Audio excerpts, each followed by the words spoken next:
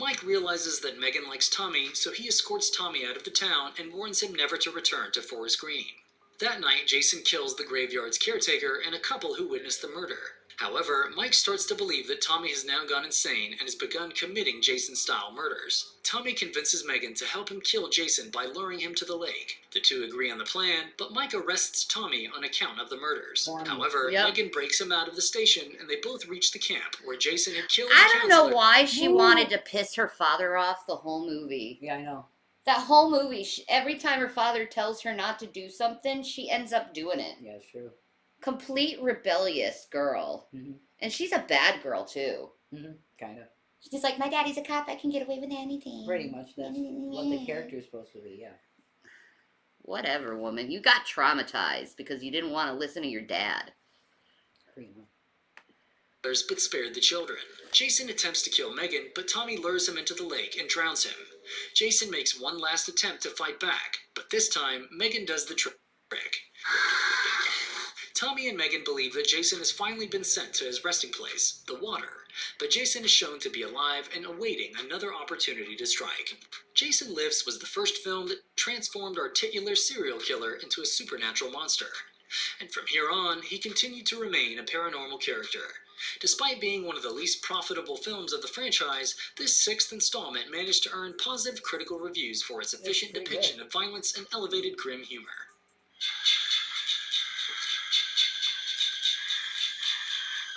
Number 7, Psycho vs. Psychic in Friday the 13th, Part 7, The New Blood, 1988. A young Tina Shepard attempts to escape the troubled household created by her alcoholic father. She gets on a boat. Another fucking Tina. Mm-hmm. How many Tinas are there in these movies? I have no idea. Like, did the writers, like, what, is she like the Sid of Friday the 13th? Like, Sid is in all the fucking Final Fantasies? Yeah, maybe. It's Tina. Who's Tina? I'm gonna watch and see if there's a Tina in every one. I think there may be. I don't know.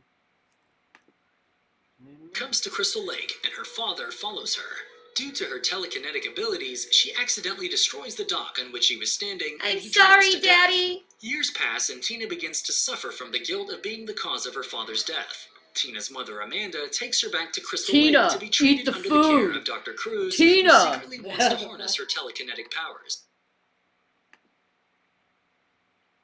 I wish we could watch... Eat your lasagna, Tina! I wish we could watch Troll 2 and do commentary on it. Oh, I wish. That would be awesome, dude. That would be so great. Tina, get your frickin' dinner! Sorry. God. God.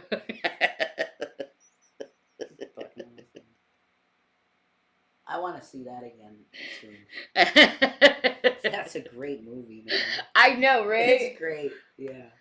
So instead of teaching her to control them, he instead subjects her to verbal abuse disguised as experiments. Tina one day gets agitated and goes to the same spot where her father died many years ago and wished that he came back. However, this simple wish freed Jason from his chains and brought him back to the surface to resume his killing. Oh my God, Jason! That'd be great. Oh, you can see his spine. Next to Tina's house, a group of kids celebrate the birthday of their friend Michael. What an asshole! A boy named Nick gets attracted to her. Why not? Birthday parties are probably meant for love affairs in Crystal Lake. Of course. Later, Tina has visions of Michael being murdered at the hands of Jason. She's and the psychic. visions turn out to be true. Later, Tina and Nick leave to find her mother, and Jason merrily crashes the festivities. Russell and Sandra are killed at the lake, Russell by an axe and Sandra by drowning. After Maddie finds Russell's body, Jason kills her with no! Ben gets his skull crushed, but the award for the most creative kill has to be Kate's, whom he finishes by shoving a party horn through her eyes. No! Dr. Cruz momentarily saves himself. Right up the butthole! But Jason gets him too. Oh, fuck. It all A comes weed to whacker? When Tina finds Jason and electrocutes him using flames. But Jason is not human anymore. He's a monster from the dead who survived years of drowning. Tina goes on to use her powers to burn him and trap him under the debris of a large structure, but to no avail. In a strange turn of events, Tina unwittingly summons her father's spirit, which rises from the depths of the lake and chains Jason once more. What? The film ends with Jason's mask being found alongside Painful. That is a stupid fucking script if you think about it. That's very, very not well done. No, they failed on this one. kind of have to agree. Well, you know, it'd be really cool if we could, like, make her like Palpatine with a freaking lightning in her hands. Green light that shit. Fucking dumb, man. I hated that Jason movie with a psychic. Yeah. Yeah, it's not good. Not good. See? Whispers. We think that the real reason why Jason kills teen victims is not really revenge. He's probably just tired of how annoying, cliched, and obnoxious these post-adolescents are. But trust us when we say this, the new blood portrays its teens as the most irritating bunch of kids in the entire franchise. They really do. By now, you know that that's saying something. Nevertheless, the film gave us Kane Hodder as Jason Voorhees. Hell yeah. Fucking Kane Hodder, dude. He's awesome, man. He's the best of all the Jasons. Yeah, he is Jason. Oh, doesn't he smack him on the tree? Yeah, boom, boom. He did that with that's Jason Goes to Hell, isn't it? No. Doesn't he do that? No, maybe not. I can't remember. We got to see the movies again. Yeah. Jason Goes to Hell is way better than most of them. Yeah, I agree. I like the cinematography, everything in it. It's really cool. Janice would fuck Jason, I think. I know. Jason's hot. Janice. There's a lot of, she said, there's like a lot of pent up, aggression, so that it'll be good, She's probably right. That's probably true. Except his skin is all goopy and stuff. I don't think he'd care if all right. He would go on to play the character in 3 more films. Did you know that Hodder played another supernatural serial killer as Victor Crowley in the Hatchet series? We deep dived into the Hatchet series in another video, the link of which we'll leave in the description. No. Don't forget to check that out.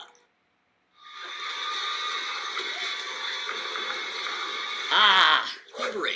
From Lakes to Sewers in Friday the 13th, Part 8. That is the best one. Okay, is Jason Takes Manhattan. It's the best one. Convince you. I think it's humorous. It's got a good script. Yep. The kills are super creative. Yeah, the actors aren't horrible. Nah. The acting isn't horrible. I mean, you got that pig teacher. Yeah, but he usually plays a pervert. Yeah, he does. It's true. Mm-hmm. You'll find out. Jason Takes Manhattan, 1989. On a houseboat, a teenage boy named Jim scares his girlfriend Susie by telling her the story of Jason Voorhees.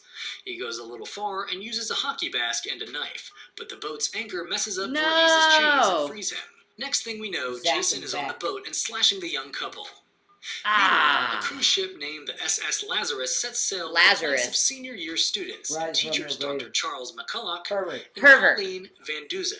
Somehow, Jason comes aboard the ship and resorts to his natural instincts. He bashes wannabe rock star Jessica's head in with her own guitar before beating the chest open of a young boxer. Next, he chances upon Tamara right after she came out of the shower and stabs her with broken shards. Meanwhile, McCulloch's niece Rennie continues to see the visions of a young Jason on the ship. After Jason harpooned Captain Robertson thrice and slit his first man's throat with a machete, their bodies are discovered. Somehow Sean, Rennie, Colleen, and Charles McCulloch find a life raft and reach the mainland. However, upon arriving, Rennie gets abducted by 2 young stoners and the rest split up to get help. However, Jason becomes Rennie's blessing in disguise when he kills the abductors, freeing her. That's right. They soon reunite. Yeah, Jason doesn't like the R word. He will not allow that.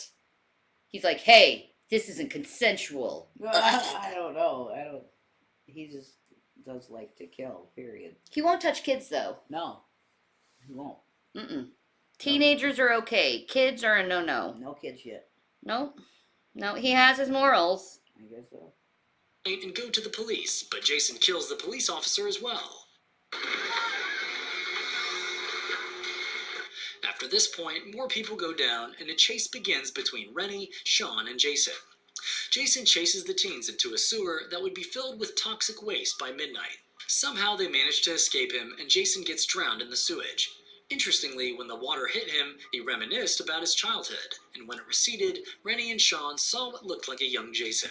The purpose of... Dude, it's very simple why he went after teenagers. Why Jason went after teenagers. It's very simple. It's to scare kids away from drugs, alcohol, and sex. Yeah. I think that's true. It's like those like old like drug commercials, you know? This is Your brain on this is drugs. your brain on drugs, and they smash a pan on a fucking egg, and you're like, Yeah. or the melted girl to the couch shit type Mhm. like one, and you're like, damn, I want that shit, No. you know? Ugh. Doesn't do any good, really. No. But they assume that would be happen. It's like modern day fairy tales. Kind of. Because if you look at old time fairy tales, it always like it's dark, man. It's not good, and it's always kids they do it to.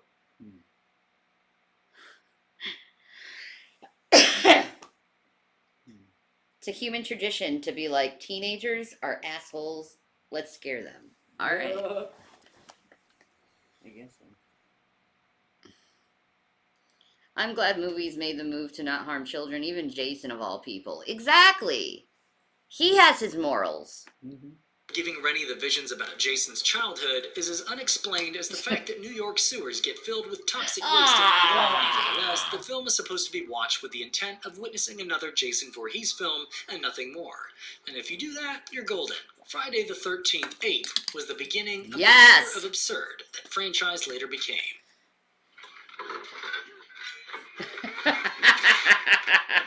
Fuck you. Number 9, To Hell and Back in the Final Friday, 1993. The final A few Friday. years after the events of Manhattan, Jason resurrects and goes back to Crystal Lake and stalks a woman. How he manages to travel distances from New York to Manhattan without getting noticed is beyond us. However, poor Jason didn't know that the lady was in fact an FBI agent who was waiting for him to Yep. attack. He And falls she into runs a out trap in the and is towel. obliterated by SWAT and FBI teams. See, the towel scene with her running in the woods. Hmm. Everyone wishes she would drop the towel. Oh, okay. You know what I mean? I guess so. Such teases the writers are. Teases. But this FBI agent, she's like, I'm gonna be bait. And he fell for it. That's nuts. That's some crazy shit. Jason's charred and dismembered body is then taken to the morgue for autopsy, but the coroner thought it to be fit to simply eat Jason's still beating heart. Yep. Again, why he Jason would do comes so out is of his beyond mouth. us. I Nevertheless, think you after the skipped tasty ahead. serial killer No, heart I meal, didn't. the coroner gets possessed and flees the morgue, but not before killing 2 agents and another medical staff. The possessed coroner returns to Crystal Lake and murders 3 teens. What's a Friday film without a few teens getting slaughtered? He then killed one of the 2 officers sent to investigate the murders and possessed the other. Meanwhile, a bounty hunter named Duke finds out Yeah. that Jason's blood relatives can kill him and send him back to hell. But if he possesses such a person, then Jason will become invincible forever. The only such relatives are Jason's half-sister Diana, her daughter Jessica, and granddaughter Stephanie, who is Jessica and Steven's infant child. Jason goes to Diana's house but is attacked by Steven, but Jason manages to kill his half-sister. The police pin the blame for the murder on Steven and arrest him. It's like his Meanwhile, spirit is going around in everyone In that movie. Yeah. in that movie. Yep. I don't know why they tried to like do this like supernatural like weird thing with Jason like in some movies. Yeah. Like the psychic one sucked. This one wasn't the best either. It's alright. I think it's my Jason Goes to Hell, I think is my favorite, second favorite. Mm. Next to 8. I would probably have to go with Freddy versus Jason as my second. Okay. Yeah, I really liked Freddy versus Jason. Yeah, I did not. It is revealed that Jessica's present boyfriend and reporter, Robert Campbell, is using Jessica to sensationalize the return of Jason Voorhees from the dead. Steve cannot let anything happen to his family and breaks out to reach them before Jason can. The possessed policeman reaches Robert and transfers Jason's heart into him. Ugh. That's gross. The Robert Jason then makes an attempt to possess Jessica, but gets interrupted by Steven, who takes her into his car. Yeah, However, Steven. Jessica doesn't believe Steven's story. She leaves him and goes to the police. Jason reaches the police station and kills everybody standing between him and Jessica. He's just killing them in the Steven is still background. in the picture. That guy's He thwarts hilarious at Jason's the end, plan, fucking something pumping that an him entire full bunch of bullets. cops couldn't do. This time, Jessica believes him and leaves with him to pick up Stephanie, but they discover that Jason has the child. If you thought that weird things were over, then hold on, mates.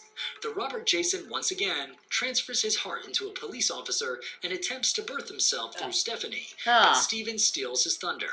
By now, Jason's heart has turned into a demonic infant, which enters dead Diana's vaginal cavity to retake birth. Damn. Should we call it anti-birth? Oh wait. It's finally me again. Yeah. That's literally Holy shit, dude. pretty crazy. Look how dumb that looks. Like here, I have a laser, a saber. You know, I'm Darth Maul, bitch. Mm-hmm.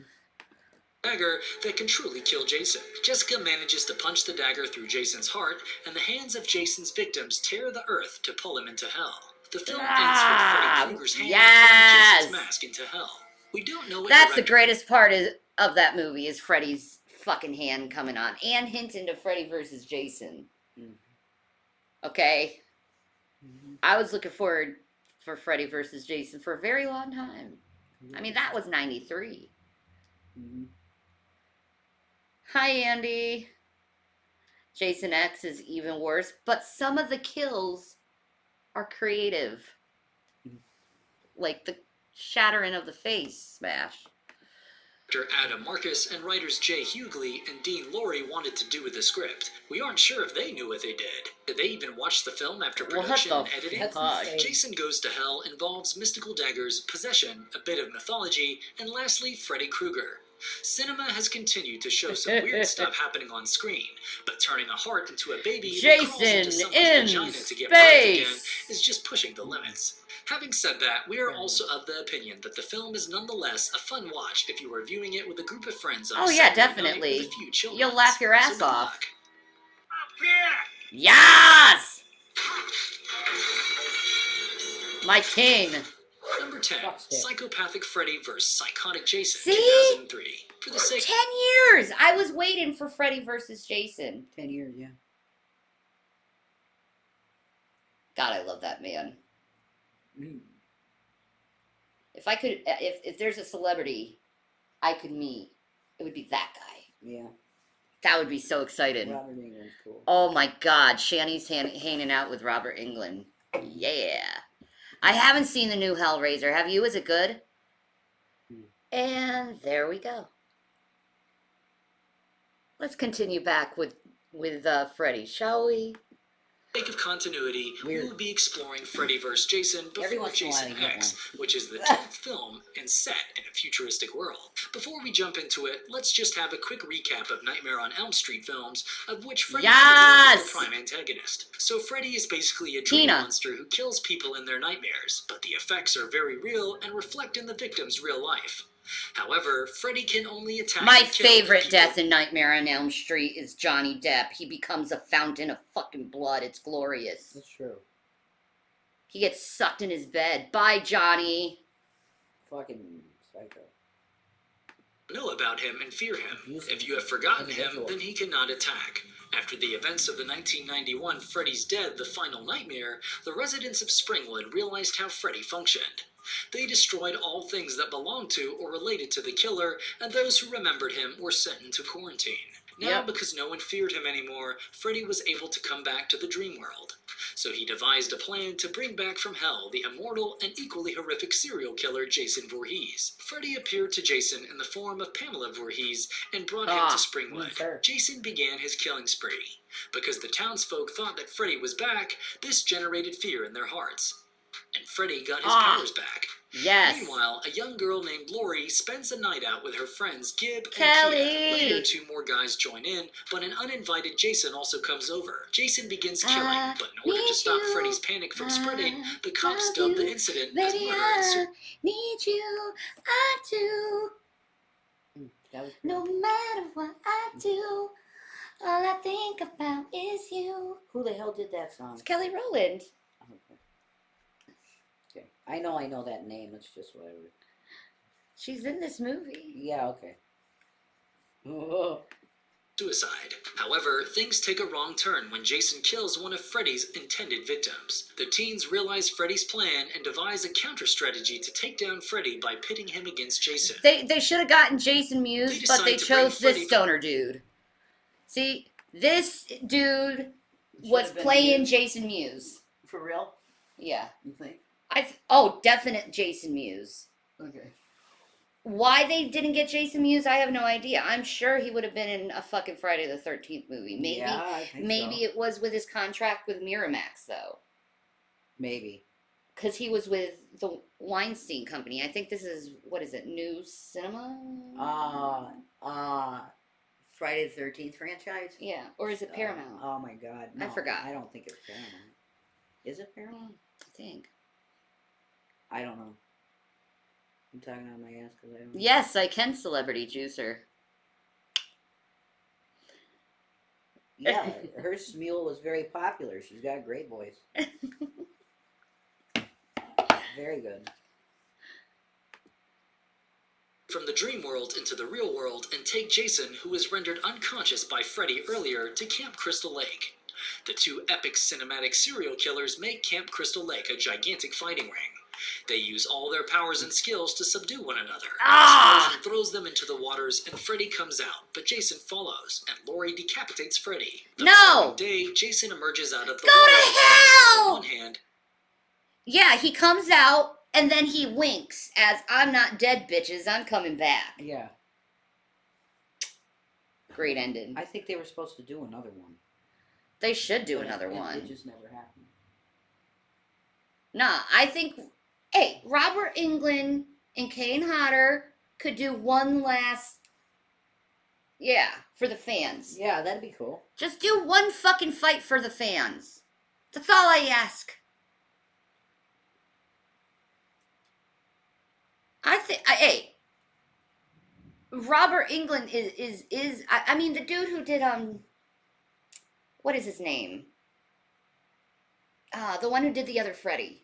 The new Friday the 13th. He Oh, the guy that played Rorschach. Rorschach, yeah. I don't know his name. That guy, it was good. I like that. The revision. But there's something about Robert Englund that's just authentically Freddy, you Well, know? obviously. Because he's the first. Yeah. He's the original, man. I'm just not that fascinated by Freddy. Oh, that ear does look fucking rough. Ugh. Looks like Mike Tyson just went crazy on him. Rough. Man. And his machete on the other. However, Freddy winks at the camera, and by extension, the audience, revealing that the nightmares for Elm Street and Springwood residents are not over just yet. No. This epic crossover was due since the early 90s, but since New Line didn't have the rights He's to like, both the jerk supernatural off. serial killers, they couldn't bring the The project to fight life. scenes were pretty insane. I give it that. Once New Line got the rights to the Friday franchise, It's mainly because of Robert Englund, because he's so animated in how he plays Freddy. Mm-hmm. Yeah. You know? And he's hilarious at the same time. Yeah. Like, I don't take any of these movies seriously at all. No. Oh my, Julian. Have you gone to the doctor for that? Mike Myers versus Jason would have been better. Yeah, but That would have been cool. That could have been another great film. I don't know. They could have did it. things started to fall in place. Ah, Director Ronnie Yu brought energy and style to the film. yes. Something which was missing from either of the individual franchises. The flick delivers what it promises. Oh, that and we was see quite a awesome. bit of Freddy Yeah. and Just like, Jason on screen. boom. Unlike films Blah, like Jason Takes yeah. Manhattan, which were dubiously The tight. fights are great For a between the Friday two the of Nightmare them. yeah. film, it gained largely positive reviews from both critics and fans. We have deep dived into the entire Freddy series in another video, and we'll leave the link in the description. Feel free to check it out. Jason X. Oh, I mean, he's 11. pretty badass. He kind of like looks like Shredder, though. I'll be honest, Super Shredder. That is. Okay, yeah. It feels like Yeah. a bad sci-fi channel movie. Oh, definitely. That's what it You feels even like. have the android Yeah. in it. Just horrible. Good God, 2001. Mm-hmm. Still, the ice face splatter and shit, that's fucking cool as shit. Yeah, but the rest is just so throwaway. You know what? They could have used this part right here to line up with what is that Hellraiser space movie?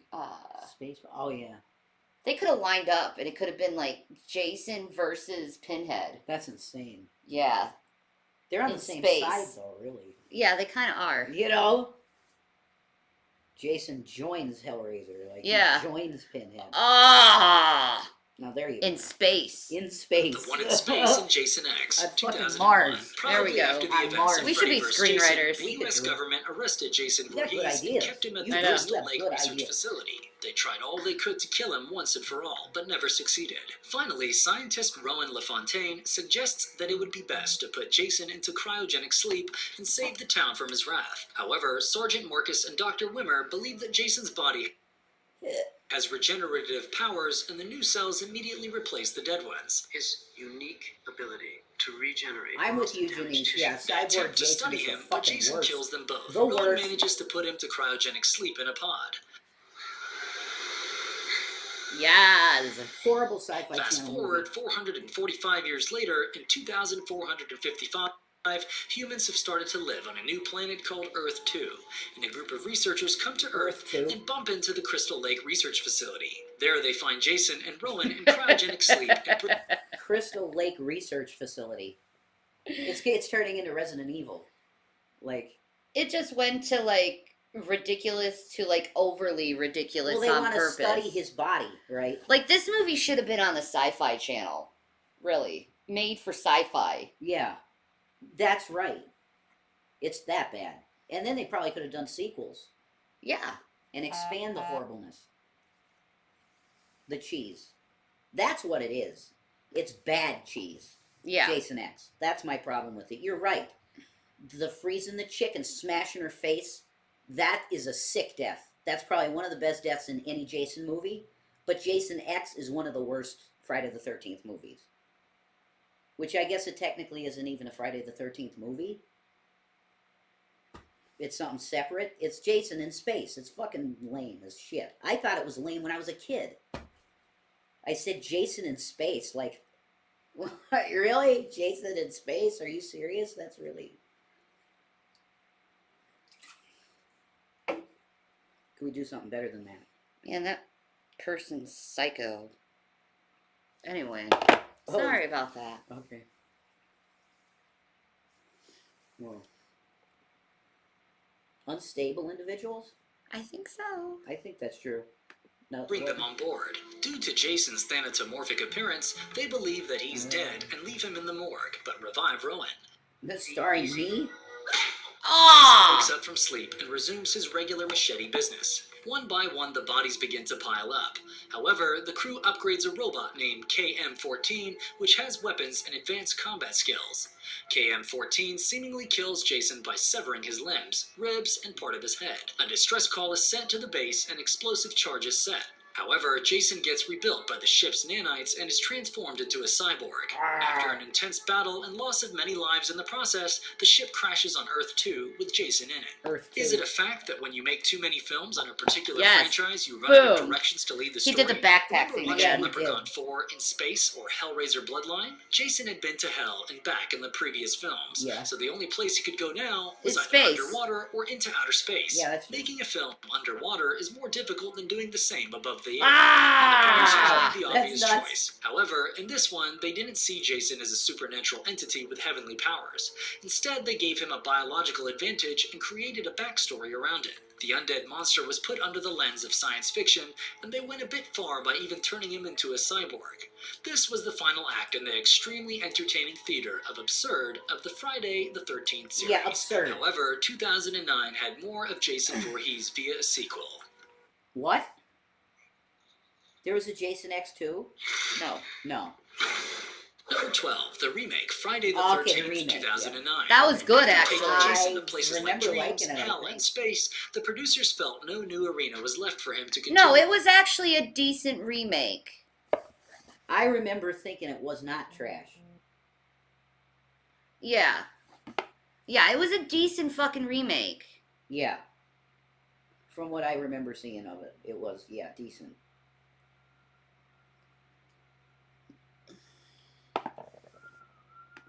his murderous spree, so they thought it fit to simply reboot the original film with current technological advancements and a fresh cinematic look. Yeah. This 2009 remake starts on a similar note, with Jason witnessing a camp counselor behead his mother. Yes! However, instead of killing whomever came his way, here Jason abducts one of the teens because she resembled his Really? mother. Jason X The film novels? then revolves around this abduction and the people who come to look for the girl, only to get Wow, slaughtered. that's crazy.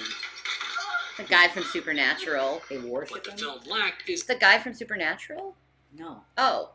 They're saying that there's sequel or novels of Jason X where they end up worshiping him. That's crazy. Oh, that's cool. As like a god. That would make sense though. On Earth too. But yeah, the guy from Supernatural is in this movie. He's a great actor. That's the thing. Everyone just calls me Juicer. Okay, Juicer. Okie dokie. creativity, That's about- vision, and ambition.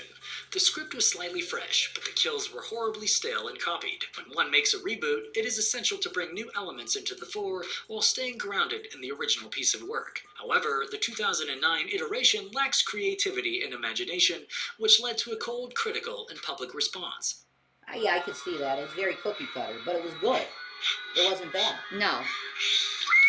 Number No! 13, Friday the 13th, the series, What? 1987. What? When Friday I have not seen these. Holy crap! See, They had a series. we just learned something. Well, we gotta find this. Yeah. Where is Friday the 13th, the series? Where the hell is our cheesesteak?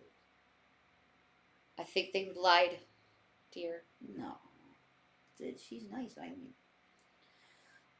I remember this series. Ah, you do? Do you? Awesome.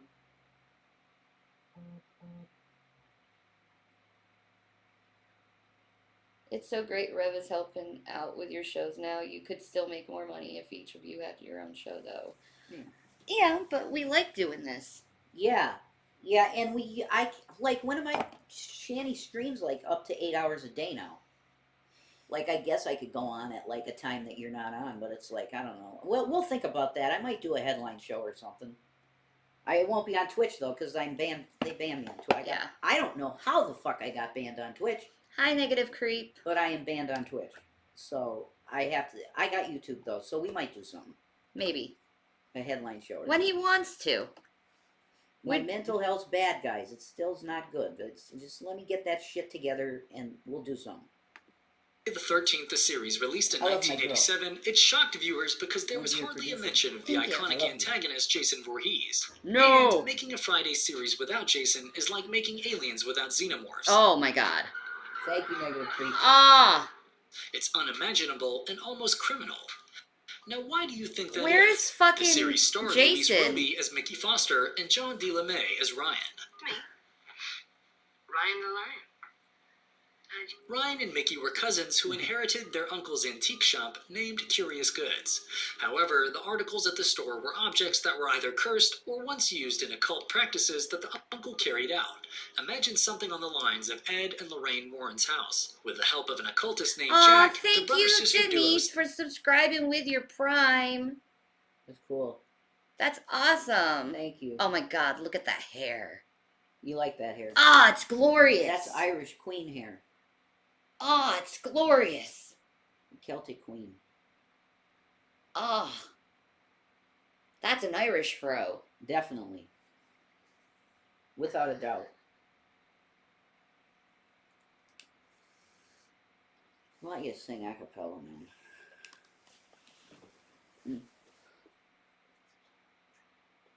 Oh, what? What's Just- the point, just- though? What the? just- Stop! just- Why'd you even bring it up? I'm just trying to tell you, it doesn't really matter, but that's what I was trying to do. But thank you, Janice, for subscribing to me. I appreciate it. You're a sexy bitch. set out to reclaim the sold articles. And thank you, so that Petty, no for more a lives bit. were lost to the demons and ghosts. That's not even remotely the story of Friday the 13th. The reason for this anomaly is that the series was supposed to be titled The 13th Hour, but series producer Frank Mancuso Jr., also the producer of Friday films, saw an opportunity to bathe in the glory and money of his film franchise. Nevertheless, the series by itself is worth watching due to its good acting and stories. Cool. And if you liked our content, don't forget to leave a like That's and a great subscribe to video. us if you haven't already. Have a good one and be safe. Thanks, everyone.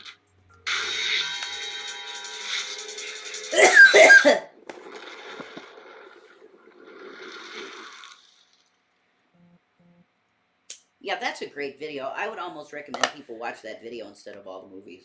Yeah, Just- exactly. It'll catch you up on what the movies are about, Just pretty much. Watch 1, 8, Jason Goes to Hell, and that's about it. Yeah, pretty much. Just do them. Yeah. I think it's true. So I have something a little bit lighthearted. And it's, can Jason Voorhees teleport? And they talk about this for 20 minutes. That's insane. Yeah. I think it's pretty obvious he can. You think he teleports? He has that ability. He can. He doesn't use it very often, but he can. You think Mike Myers has that? Because they kind of hinted it in the last movie. No, I do not believe that. Okay. I think he just can move fast sometimes when he wants to. Halloween Ends. It's not the best of the movies. It's very high on my list. Yeah, it's not the best of the movies. My though. The favorite first of one all- is the first one is my favorite. Not mine. My favorite's the second one. Ah. Then the first one. Then I'd have to think about it, actually. Maybe 3. I really like 3. You like 3? I like 3 There's a lot. no fucking Doesn't Mike matter. though. It doesn't matter. It's totally different from... You're right. That should go in its own category. You're right. Because it's not Michael Myers. You're right. I really like 3, though. Alright. I don't know. 3 might be one my favorite of all of them. I don't know. I would have to watch it several more times.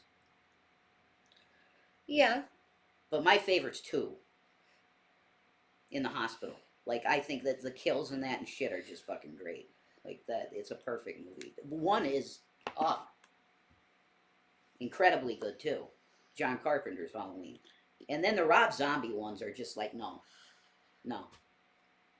Night of the Living Dead was a good series of movies. Correct. You gotta love George Romero. Day of the Dead, Dawn of the Dead. I mean, should we say that Shaun of the Dead is kind of like a subculture of Living of the Dead? No. They don't go in the same... It's a comedy. It's a satire of it. Yeah, but it's still It's a parody. in that night. It's a zombie parody movie. Yeah. It's its own cat. I think he created a genre. Like, Yeah. nobody's really done... Oh, Zombieland. Zombieland. Zombieland would be in there, too. Yeah. In that genre of comedy, horror, zombie movie. And Zombie Nation has that comedy flair to it too. Yeah. The show. Yeah, definitely. Definitely, yeah. But see, Walking Dead would be classic zombie shit. Yeah. Romero style. Yes. Walking Dead. Uh-huh. But, man, that's probably the best zombie thing ever done. Walking Dead. Mm-hmm. In general, I would say. It's the best. Because they always had new storylines that didn't bore the fuck out of you. They killed Bill Murray.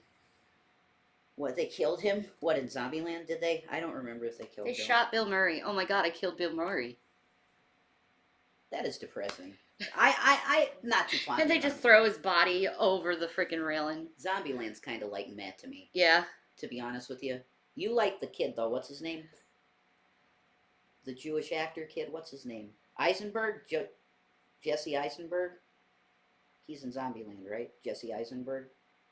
Isn't that who's in it? The main kid.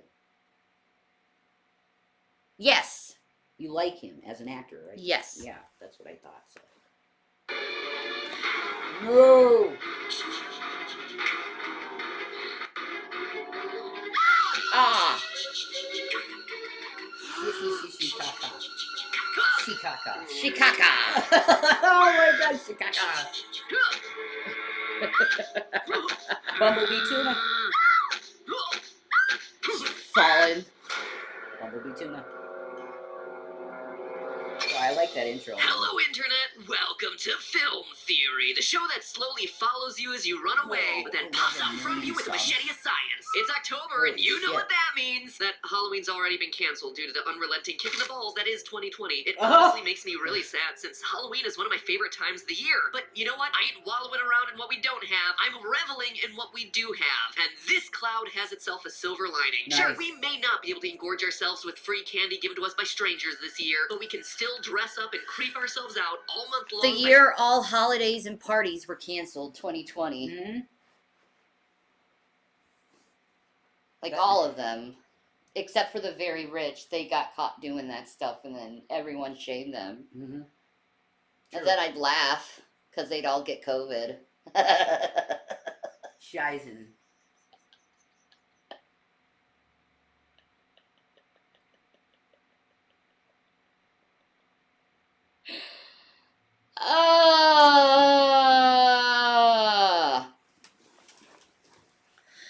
Oi. By spending time inside watching classic spooky movies. The When it thing. comes to Halloween horror Right. Shining. sequels, I've Man, this already guy covered kicks Michael ass. Myers and Freddy Whoever Krueger on this the is channel, but me. there's still one man missing from this trifecta of terror. true. You all know who I'm Me. talking about. Released on May 9th, 1980, the spookiest season of them all, Friday the 13th was the smash hit that would launch one of the most iconic horror franchises in history. It would be the movie to introduce the world to the unstoppable killer, Pamela Voorhees, the vengeful mother who killed extremely... Are you still grounded? No. You're not. You're not grounded. No. Lamb chops, play along. Come on, everybody. That's a hot embrace. Mm. Mm-mm-mm. That's a beautiful thing. What?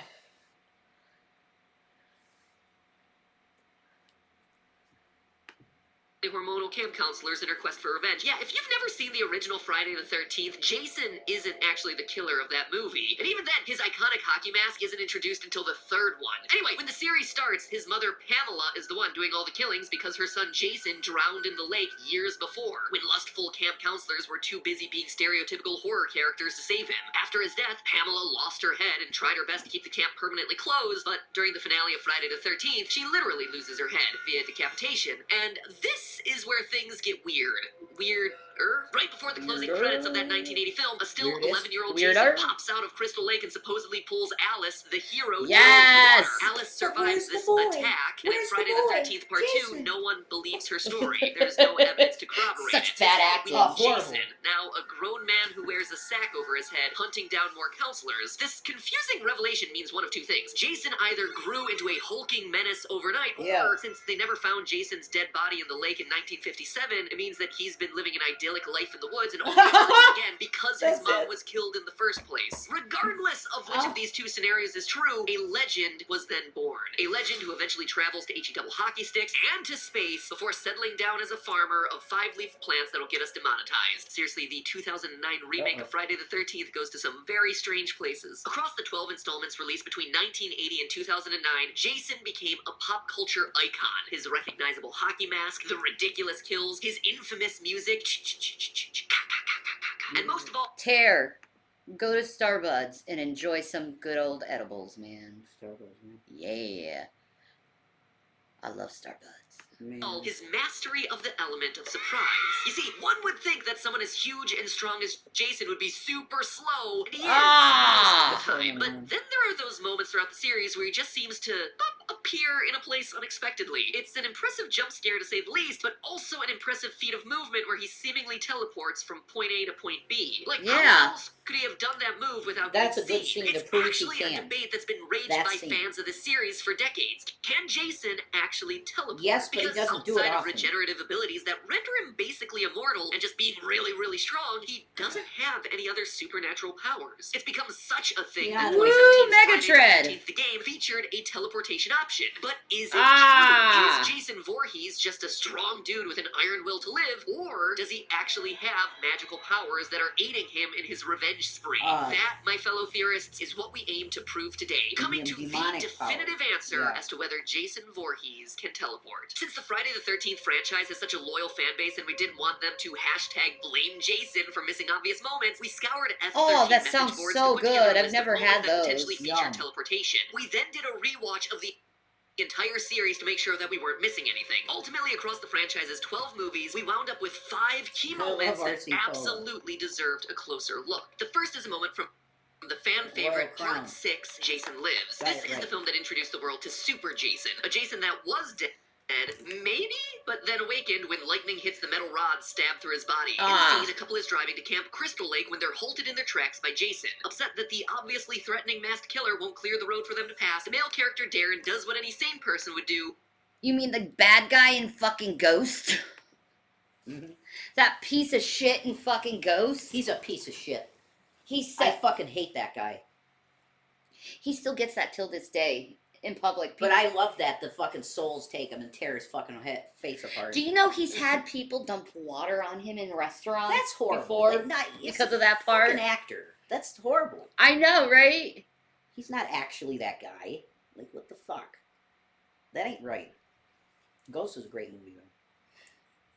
I love Ghosts. That'll make me cry. Quite a bit, though. Happy Friday the 13th, Nezuko. Who forced his girlfriend to drive forward, almost hitting the pedestrian before getting out his handgun and waving it around like an idiot. Needless to say, he dies fast. His No! girlfriend attempts to escape, and in true Friday falls over her own feet into a puddle and chooses to stay there. While in the puddle, she frantically reaches into her wallet and pulls out some cash to bribe Jason, so he can buy a new machete or jumpsuit, I guess. However, when she looks up, he's gone. Seconds later, Jason lands down behind her and Whoa, finishes that- her. good So, was it point. teleportation or something else? What makes this one easy to debunk is something Did he climb up a tree? What? No.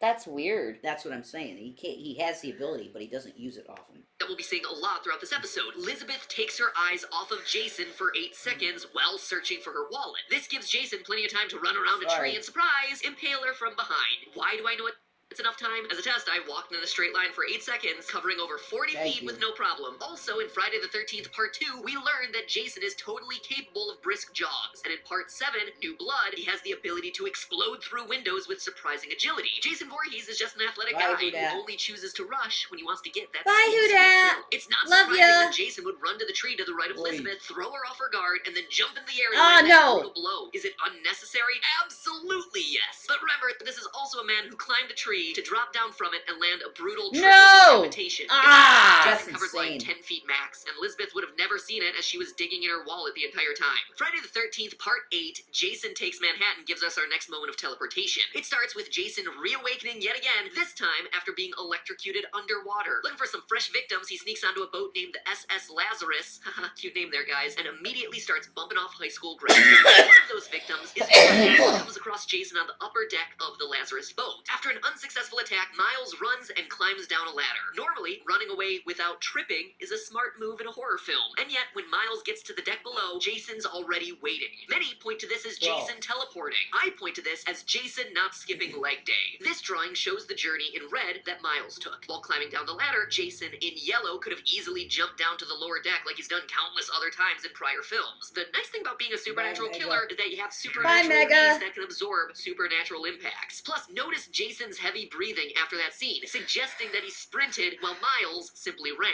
Jason just got himself in some solid cardio. No, that's not what's inexplicable in the scene. What defies explanation is why Miles, on a completely open-air boat, decides that the only option he has is to escape straight up a ladder. He never considers running back to where he came from or, jumping off the boat into the water. No, climb the ladder. Sure, that makes the most sense. I love how Jason just stands there and watches as Miles climbs, just thinking, can't believe that worked. Now, my buddy James from Dead Meat says that the ladder climb here shows Jason's ability to teleport. Guys, can we mention that Jason can definitely teleport now? But I gotta disagree. There are 7 seconds when Jason is off screen. More than enough time for him to get up that ladder behind his victim. See how Miles slows and eventually stops as he gets midway up the ladder? Jason loves hiding in barns. He loves climbing trees so he can jump down to nail some awesome triple kills. He is a pro climber. Yeah, that's what I said. Did he freaking go into a tree? Yeah, I guess that's the truth. I mean, how the fuck do the limbs support him? That's like hokey. Yeah. That's hokey. Watermelon goes. Yeah, she's being a baby. She's a floof. She's a floofball. You're a floof. Yeah. No, the much harder to explain moment from this movie comes earlier with Eva Watanabe. In it, good girl Eva is chased, without falling again, by Jason into what I lovingly call the disco lounge. Yeah. Once there, she runs around and learns that all the other doors in the room are locked. And when she looks back toward where she entered, Jason bursts through. This is where things start to get real teleporty, as Eva begins to look around the room and sees Jason everywhere she looks. At first glance, it appears undeniable that Jason is teleporting across the room, as using his supernatural abilities to taunt and frighten Eva. However, after further inspection and research, I don't think the teleporting actually explains what we're seeing here. The F-13 fandom page suggests that Eva might be hallucinating to distress, flash blindness, panic, and the fact that she spun around the room 7 times before Jason entered. I'm actually inclined to agree with this interpretation, but for more detailed reasons. You see, 15 minutes before she meets her untimely end, we see Eva doing drugs with her friend Tamara. Though she initially refuses, Eva does. Oh, it was a drug reference. She was tripping out because of the weed. No, Oh, it's Chantel Snow. Yeah, okay, gotcha. Yeah. So that makes sense. That that isn't a teleportation. Yeah. That's interesting. I didn't realize that. I don't understand why you do that. Like, that would scare the living crap out of me. I'd never do that stuff. What?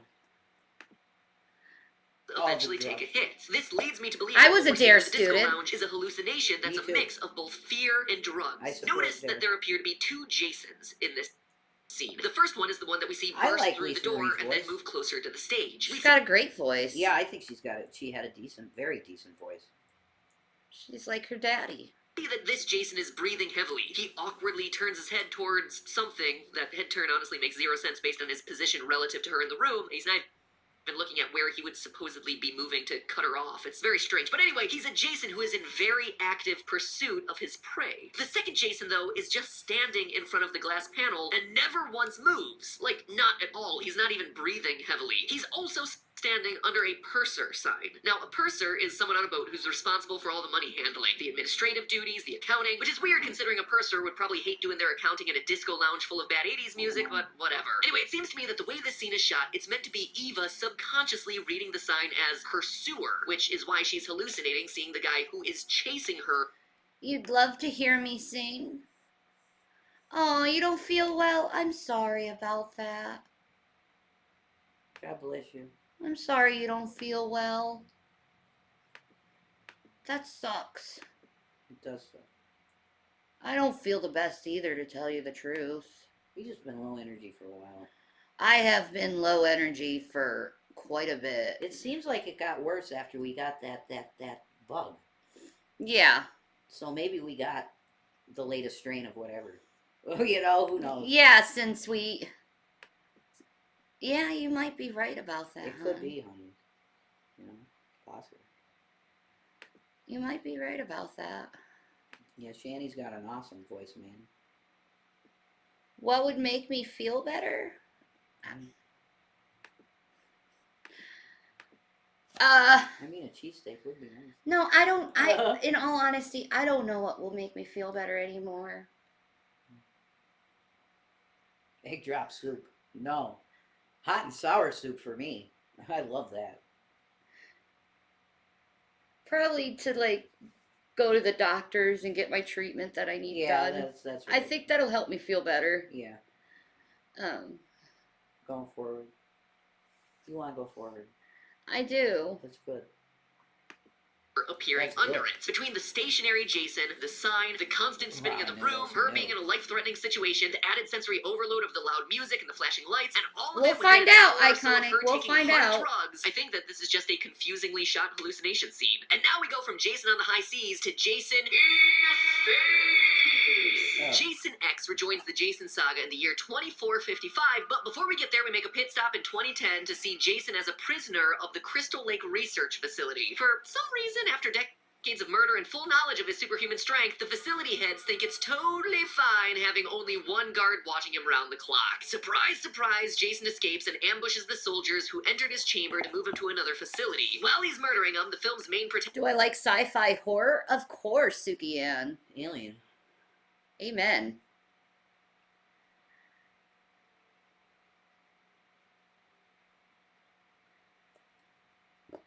Start with drinking a bunch of orange juice and apple juice. Yeah, the vitamin C.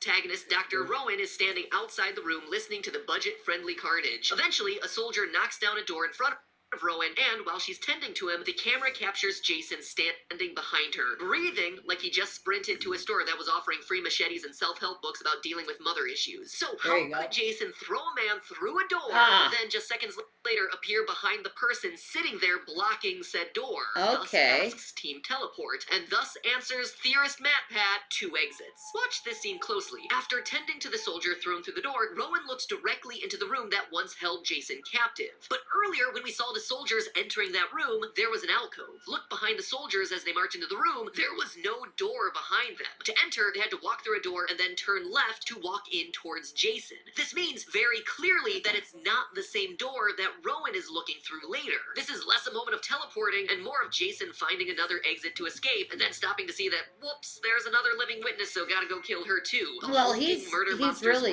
calling this shit out. Like, he's examined this shit. If he hadn't gotten too cocky and tried to taunt him in his cryogenic cell, idiot. So with 4 potential teleport moments sufficiently debunked, we come to the granddaddy of them all. The most infamous moment that supporters of Team Teleport point to as the definitive moment of inexplicable Jason physics for the entire franchise. In Friday the 13th, Part 8, Jason Takes Manhattan again. Wait, it's a third scene from Jason Takes Manhattan? 3 out of our 5 examples are all from this one movie? Yeah. Man, maybe that's why this one tends to top everyone's worst Friday the 13th Worst? list.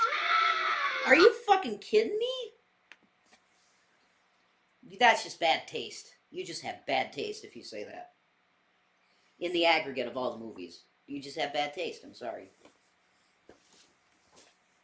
I have to go potty. Boo, baby. I'll be right back. You're cute. You're cute. I think you're cute. Oh, Hi, watermelon. watermelon. Yeah. You're such a pretty girl. She's a pretty girl. You're a pretty girl. Yeah, she's a pretty girl. I have a pretty girl. Yeah. She is a pretty girl. Vitamin D is the most important. Jason, do your job. Vitamin Dick.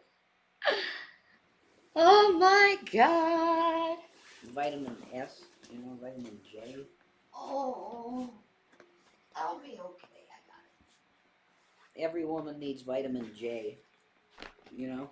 Oh. Magnesium.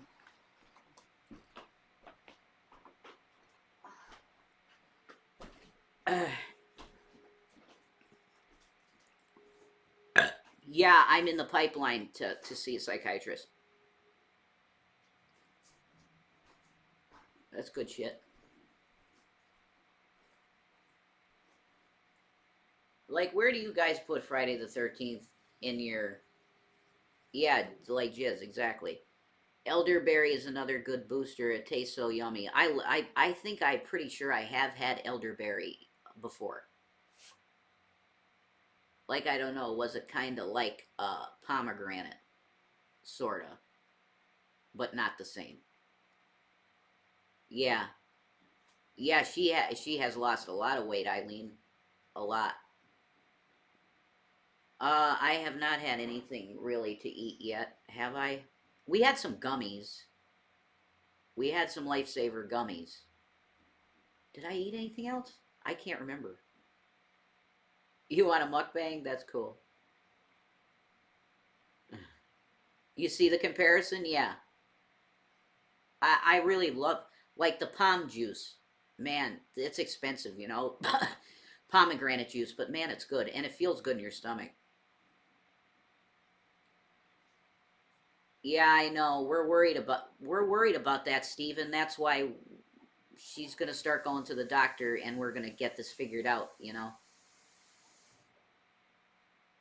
Yeah, I know. I haven't had anything really. I had some peanut butter a little bit, but no, I haven't had anything big yet. We got like pieces of some subs out there. I'm kind of sick of subs. I don't complain though. Thank God we can get some stuff. Cheesesteak pizza. No, I want a cheesesteak. Cheesesteak Oh my pizza. God, I would love to get mainline hokey cheesesteaks. Oh, Oh, I'd get like 4 of them for us, you know? I love cheesesteaks. I love cheese. Da-dum. Da-dum. Expensive. Really? Elderberry extract. Whew. Babies. I'm okay. I love cheese. But I love cheese. Steak fat. Oh, chewing steak fat. Thanks, Stephen.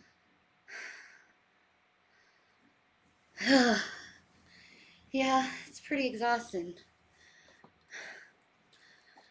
You see why I don't rage anymore? I don't have the energy. Mm-hmm. Like, I barely have the energy to get up and go take a fucking pee.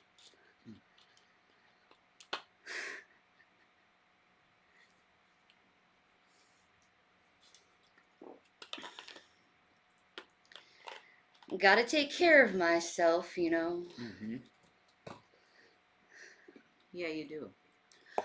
Or I'm gonna head over that Rainbow Bridge way quicker than, you know, I should. You know. So I'm gonna take care of myself. Good.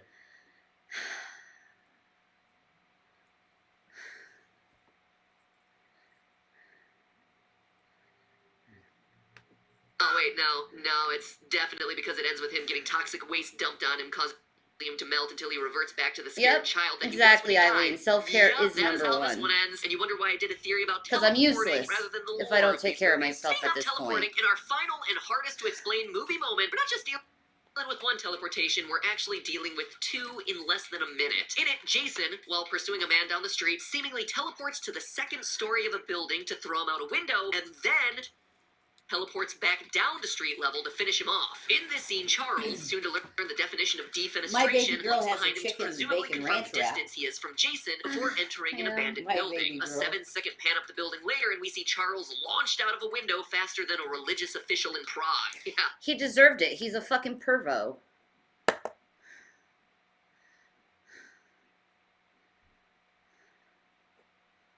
Oh, bless. Iconic. Oh my God, God bless. Yeah. Healing in the name of Jesus.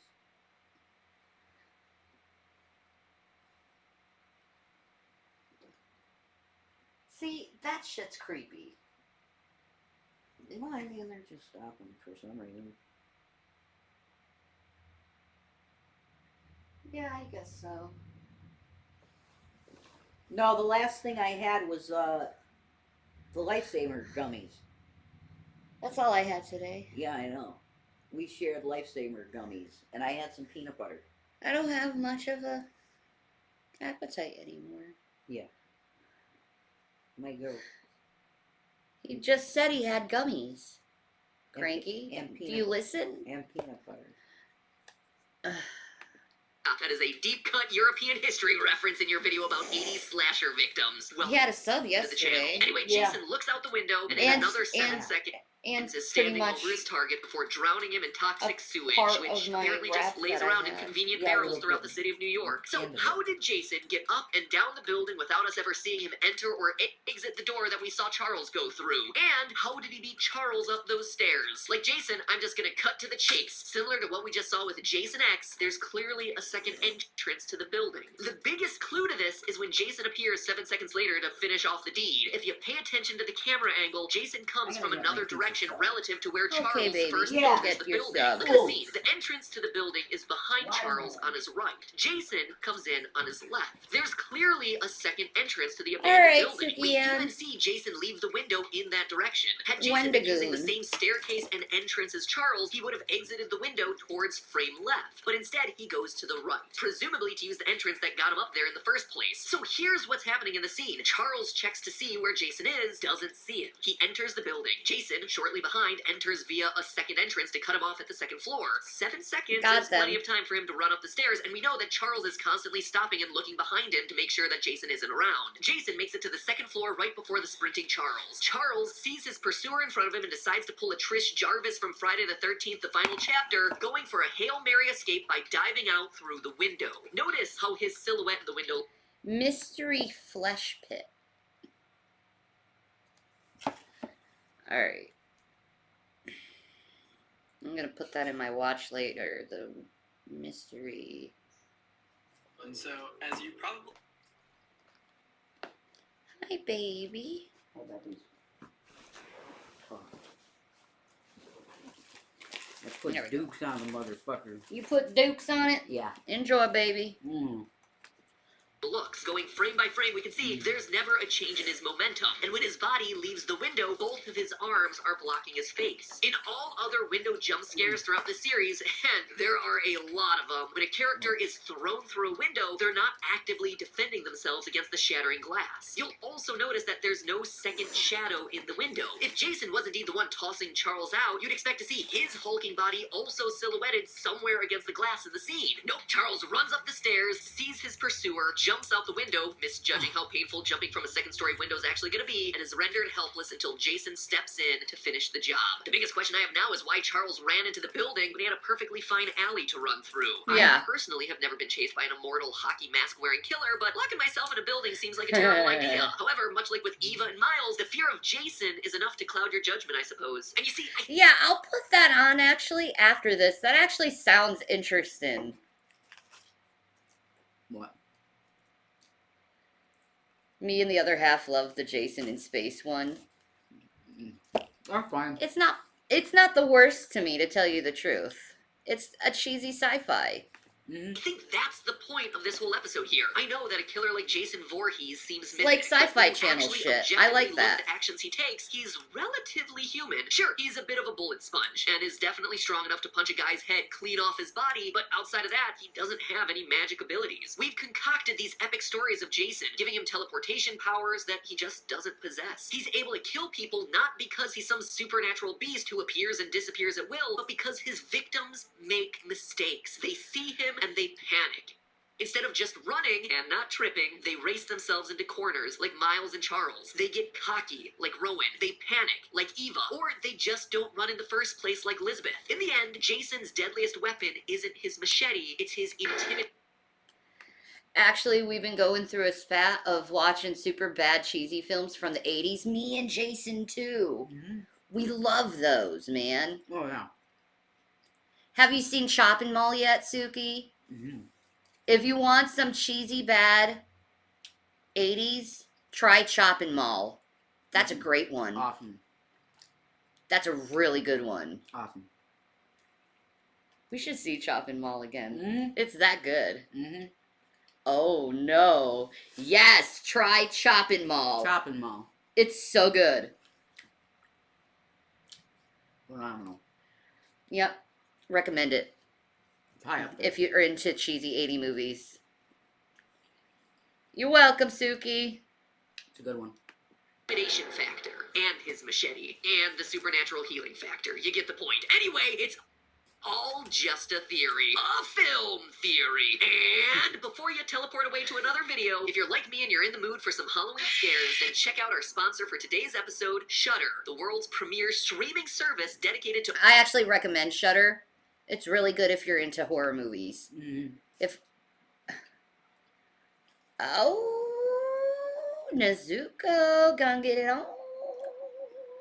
How they're gonna get it on. Oh, a director I recommend if you want to ever watch some good Italian horror is Dario Argento. Dario Argento does really good Italian horror flicks. Mm, I love how Italians do horror. I'm not much of a fan of Argento, personally.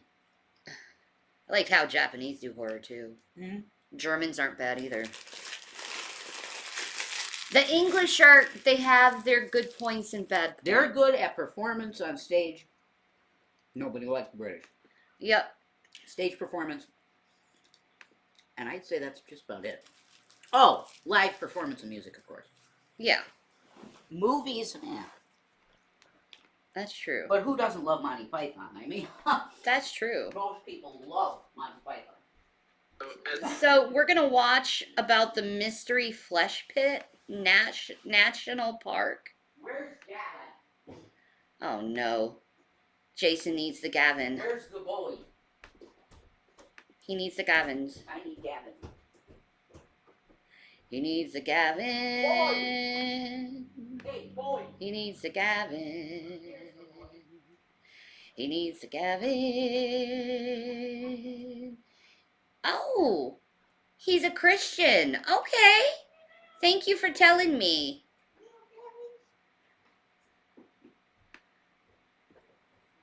My baby. He's got Bible readings on his channel too, and he likes sci-fi.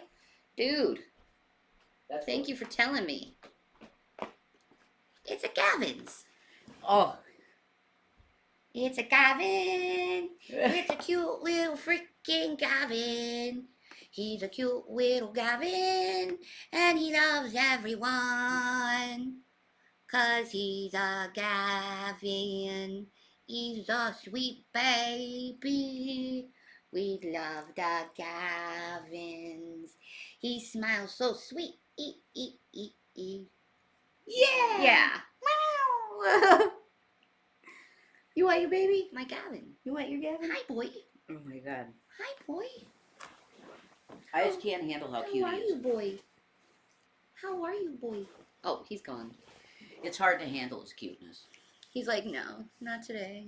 Not today. Not today. His channel blew up in a matter of months. That's awesome. So he's a Christian dude. This dude, Wendigoon. Wendigoon. Is he Minnesotan? Because the Wendigo is from Minnesota. Mystery Flesh Pit National Park? Yeah. What? Yeah. Let's see this Hour and stuff. 60 minutes, Jesus. As you probably know at this point, I, for one, love horror. And one of the things Me that's too. so important for me in a horror setting is that of the setting itself. Most often, horror like Friday the 13th or the Halloween series takes a setting we're all familiar with, and that's used as the basis for whatever the scare is. And then several of my favorite horrors, like the 1982 movie The Thing, take... That's a good one. That's great. I love when they did a homage to that on the X-Files. That was a great episode. Wasn't it? I think that might be my favorite episode of the X-Files that I've seen so far. I want to play the game because it's a sequel to the thing. Really? Oh yeah, you can't see the screen. I apologize. I get it. I keep forgetting. The game Yeah. is a sequel to the movie. Yes. I didn't know that at all. That's why I want to play it. That's sick. Right? Wow. Okay. Ice. It was season 1. Correct. It is called Ice. See what? The episode on the X-Files. Oh, it's called Ice? Okay. Yeah. Okay.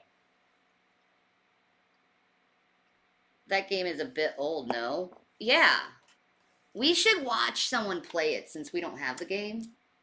We could watch someone play the thing just to get the story. I guess so. What I ate was half of a... It's got salami. I think it's capicola. Salami, capicola, provolone, and hot and sweet peppers. And then I had some Dukes on it. It was very good.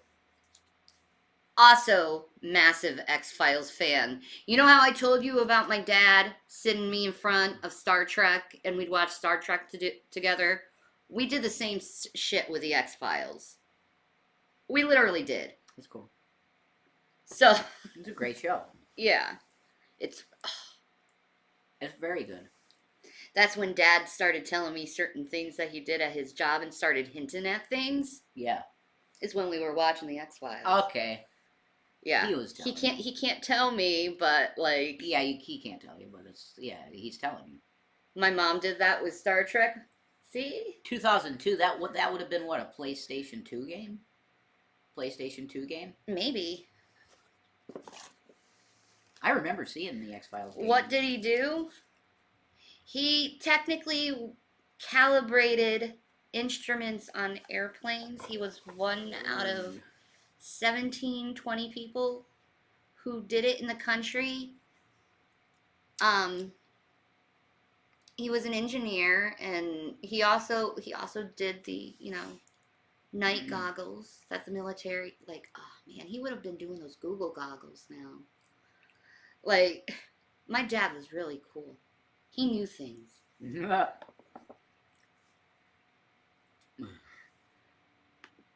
A setting that we can sort of relate to, like people at a research base, and then use that for whatever cosmic horror comes I'm out grateful of it. But for I any think time it's I spent with especially that man. interesting whenever a horror series creates an entirely unique world that is so visceral and outside of our realm of understanding that just the thought of it in itself is enough to creep us out. And today I want to bring one of those horrors to you, Mystery Flesh Pit National Park. Now, this was originally started by an artist known as Trevor Roberts, who goes by Strange Vehicles on Reddit. And specifically, it began within the subreddit r/world building. It began as a sort of creative exercise. 6-up artist. I have many skills. I just know things.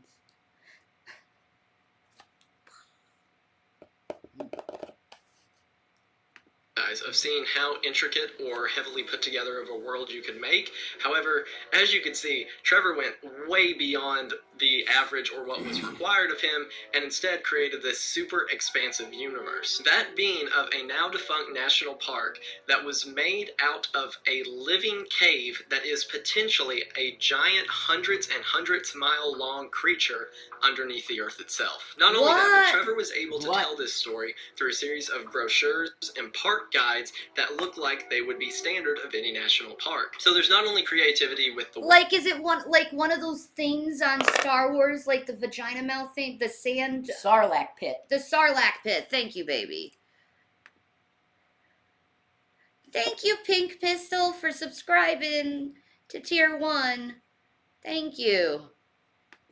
World itself, but also the manner in which information is given to us. So today, I want to go through some of the details and break down this entire ARG that Trevor has crafted. However, there's no way that I'm going to be able to get to every single minute detail as... Is it more... Okay, I'll do another Star Wars reference. Is it more like when they were in that cave monster in the asteroid in Star Wars?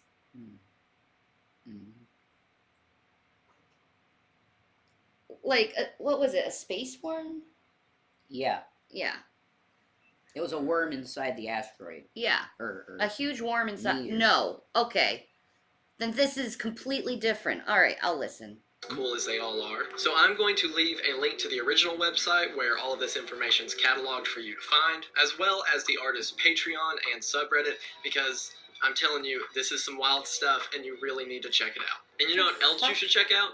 Today's sponsor that allows you to save money while shopping for free. Because if you're like me, nowadays online shopping is pretty much all that you do. Like if there's a specific item that I want, I just find it online for the best deal and have it sent to my house. And now those best deals can get even better with Honey. Honey is the online tool that scours the internet for the best promo codes available. Actually, oh my god, it may be for my mammogram. Yeah. No, it's not for the mammogram. 1 minute, guys.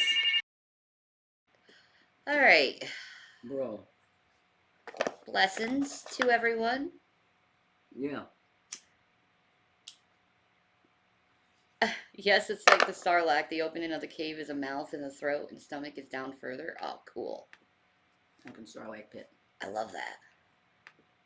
I don't know why the colors are like that though. What do you mean?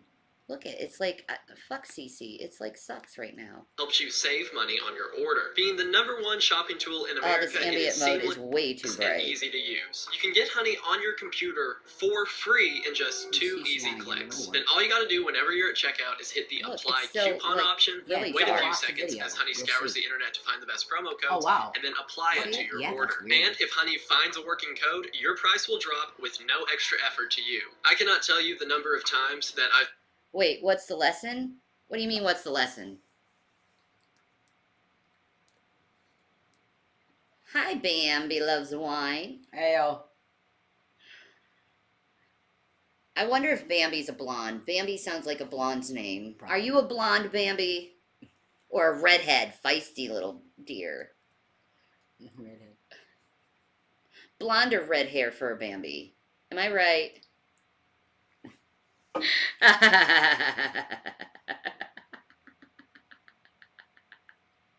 Hi, Puffy Kitten. Heyo. How are you? Or a brunette with big eyes. I have a dark blonde with highlights, Shanny. Ah! Bambi. Very Bambi-like, actually, the highlights. Mm-hmm. Yeah. That's cute. That is Bambi-like. That is Bambi-like. I've been ordering pizza with friends and I'm about to do it over the phone and they go, no wait, let me do it on the laptop. No, it was a personal phone call. Mm-hmm. No biggie. Because whenever they get to the checkout, Honey pops up, they hit apply, and then we get our pizza for $10 off. And it just doesn't stop there. Everything from shoes to tech to video games or whatever have you, Honey does its best to find codes that save you money at no charge to yourself. Take it from me, as someone who's used it before, there's nothing more satisfying than whenever you're at a checkout to have your friend pat you on the shoulder and go, hey, you want to get $7 off that? And of course I do. And just saving money as easy as can be. Haha, get it, B? Honey, anyway. So all that you have to do is go to the link in the description at joinhoney.com/Wendigoon to immediately put He it on should your have fixed computer that. and just The start link in saving the cash. description Once is again, cut that off. joinhoney.com/Wendigoon, and I ask that you please use my link because it lets them know that I sent you, and it helps me, and it helps the channel, and I really appreciate it. So So thank we're you gonna all so watch- much for watching. Thank you so We're much to gonna watch Honey an for hour and sponsoring 16 the minute video. It video means the about most. nothing. It's I hope that you fiction. check it out. I hope you use No, the this link is real. in the description. I hope you all have a great day, and we are back to the video, which is again 2 feet this way. Okay. So just cut back. So without further ado, we are going to go ahead and break down the horror of the Flesh Pit. But first of all, and as always, thank you for watching. So the story of Mystery Flesh Pit National Park is told very non-chronologically. Basically, Trevor will release these incremental posters and pictures that allow us to paint a picture of the God, world it's together. all So lucky cut for you all, off. I already did all that and believe I can track down what the first references to the park, or at least, you know, on a timeline, what the first references to the park can be. Good We'll break morning, down more Sandra. of the actual details of what the pit is like, as well as the quite literal anatomy of it later. But right now, we're just getting an introduction to how this thing came to be. In our first letter from James Jackson, also known as Jim Jackson, which we'll see more of later, he writes in a letter to Mr. Colton Fleming. I agree. Gray hair is so beautiful. I love gray hair. I think it's hot, actually. Me too. I do. Explaining the finding of this I'm looking cave forward to itself. Gray. The letter reads, Dear Colton, now you know more than most how I may be prone to hyperbole on occasion, but those Whitmer boys that called on Monday Yeah, are you'd onto be something really- amazing. Pretty much. I mean really, truly amazing. I know. This isn't any mineral deposit, Colton. At least not like anything I've seen. I went ahead and sent some samples for you and Chris to start looking at. I didn't think you all would believe me if I didn't. This thing that those old boys found is some kind of organic deposit that must go down at least 500 or 600 feet by my reckoning. Not a fungus either. This thing breathes and makes sounds same as any other creature, and it bleeds. God, how it bleeds. Colton, it's a mess out here. John and some of the others think it might be something from outer space. Most of the hombres we brought out to start the excavation call it Diablo Debajo, and are real weary of going too close to what we figure must be the mouth of this thing. Right now, I don't think I care what it is or where it came from. I'm an oil man, and I think we're onto something real big out here. Is this real or fake, dude? It's fiction stories, I think. Are you sure? Pretty sure, yeah. Pretty sure. Okay, I'm gonna Google this.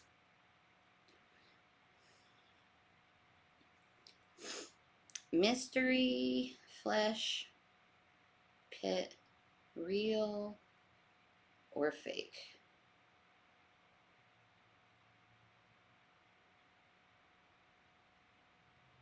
Is it Snoops? Ah, good.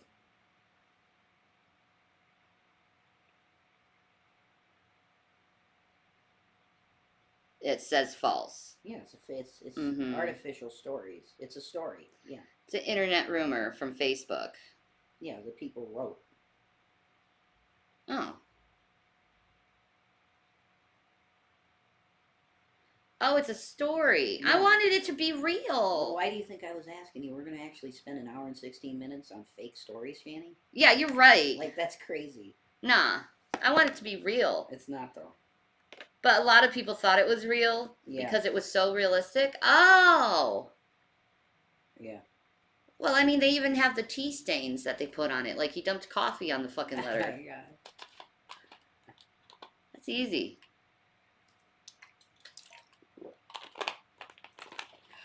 I was doing that shit in school to make paper look old and then burn the edges. In my I think it was history class or something in like 8th grade, I did that with like papyrus, to make a papyrus thing in Egypt with real hieroglyphs. That was pretty Yeah. neat. That was pretty neat. Coffee stain pages. Well, I figured we'd end the Friday the 13th shit and then we'll just do whatever we want after this. I like true crime. With the top 20 Jason Voorhees kills. I think we were going to do Richard Ramirez. Yeah, that would be interesting. Yeah, we should do him. Yeah, Do you want your other Dr. Pepper, honey? probably. I'll I'm give going it to to eat I love you. it. I love you. Hi, Doctor. Hi, yeah. But these are the top 20 Jason Voorhees kills. I'll wait for Jason to come back.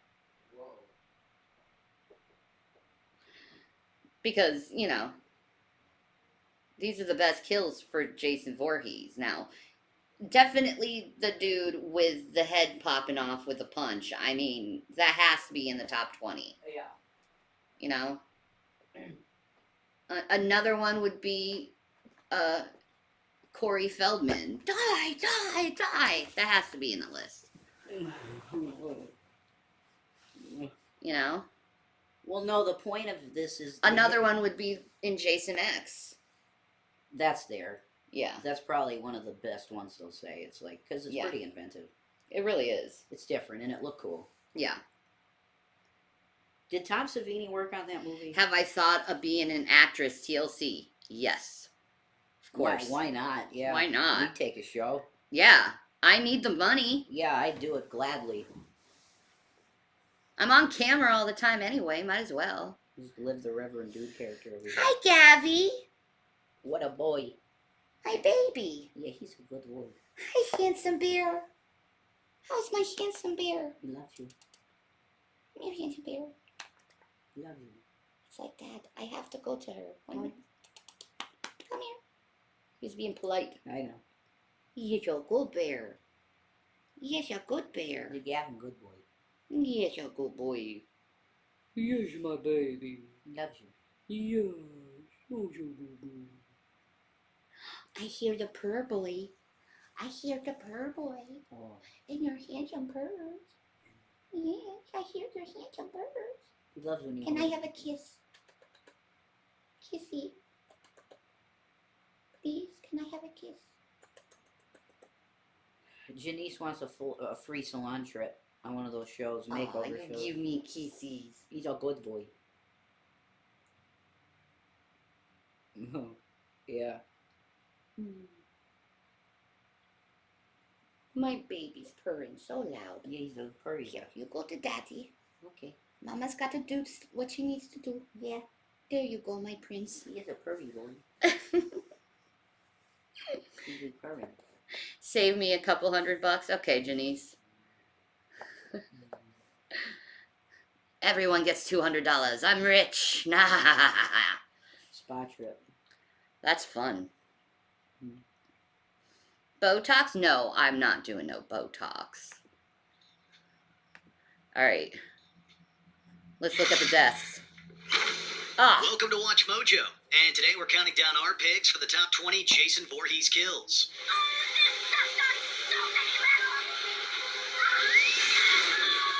For this list, we'll be ranking the deadliest and most infamous instances where Jason Voorhees caused someone's violent demise.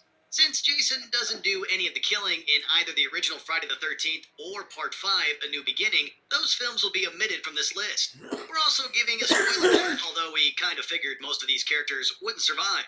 Did we leave any out? Let us know in the comments.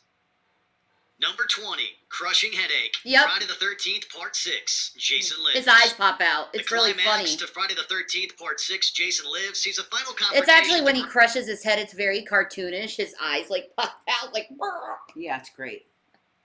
They won't show the whole thing, unfortunately. No. But I'll fill you in with the details if I can remember. Mm-hmm. Grounds of the former Camp Crystal Lake. The surrounding area is renamed Forest Green by the town to avoid the negative connotations associated with the Voorhees murder sprees. But Jason is drawn there nonetheless and continues his rampage. Sheriff Garris and his deputies Pappas and Thornton are on the scene while Tommy Jarvis is setting up a trap. And it's here where Jason commits a skull-crushing finale to one of the officers. Pappas puts 5 bullets into Jason with no effect. You know, you gotta be honest. That cop dude, he put on quite a fight. He tried. Yeah, man. He tried, man. He put on quite a fight. You know. But in the end, Jason got him. Mm-hmm. Jason got him. Would I get anything done? I think the only thing I would get done that's kind of like plastic surgery like is probably the laser hair removal. Mm-hmm. Probably the only thing. Other than that, I'm not willing to take a surgery to fix things that are just merely appearance. The hair thing is just because it fucking annoys me. That's all. Grabs a skull. Has nothing to do with and appearance. A crackling sound fills the air.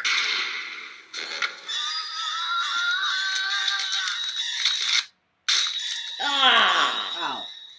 Garris later finds his deputy's body and the aftermath.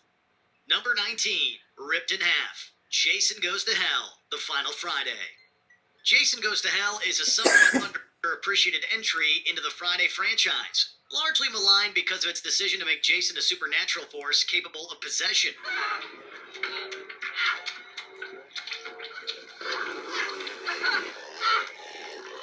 We honestly appreciate the fact that it tried some. Really, Eileen? I do have PCOS, actually. You can get it for free? Really? Oh. Because of PCOS. You can get laser hair therapy for free.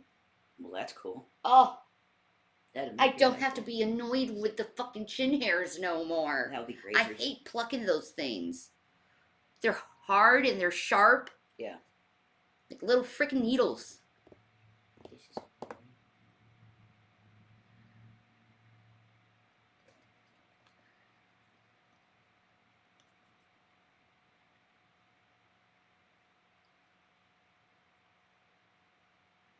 I'm a cat mom and a child mom, so I'm pretty sure I know the answer, but they think you love the cats more than the boys. Well, that ain't fucking true at all. No. Not at all. That's horrible. I don't give a fuck what these people think. That's just dumb. Patty, that's just dumb. Yes. I mean, I can't talk to my sons like I talk to my cats. They think I was weird.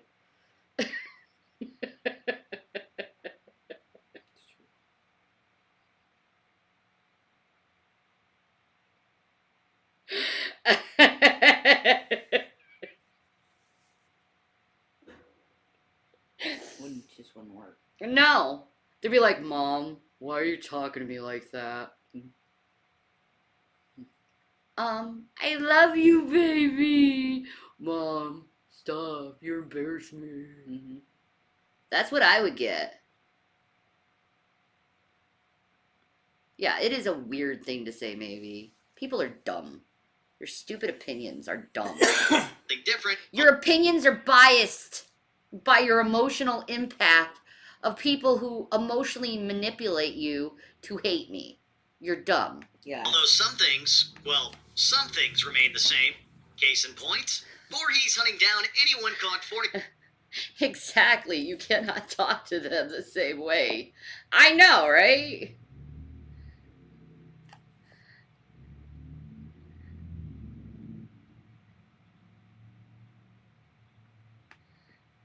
Within 100 yards of the hockey-masked psychopath. Deborah and Luke find this out the hard way when Jason tears through their tent, coitus interruptus, and then tears through Deborah with Coitus a metal pole. interruptus. Gross.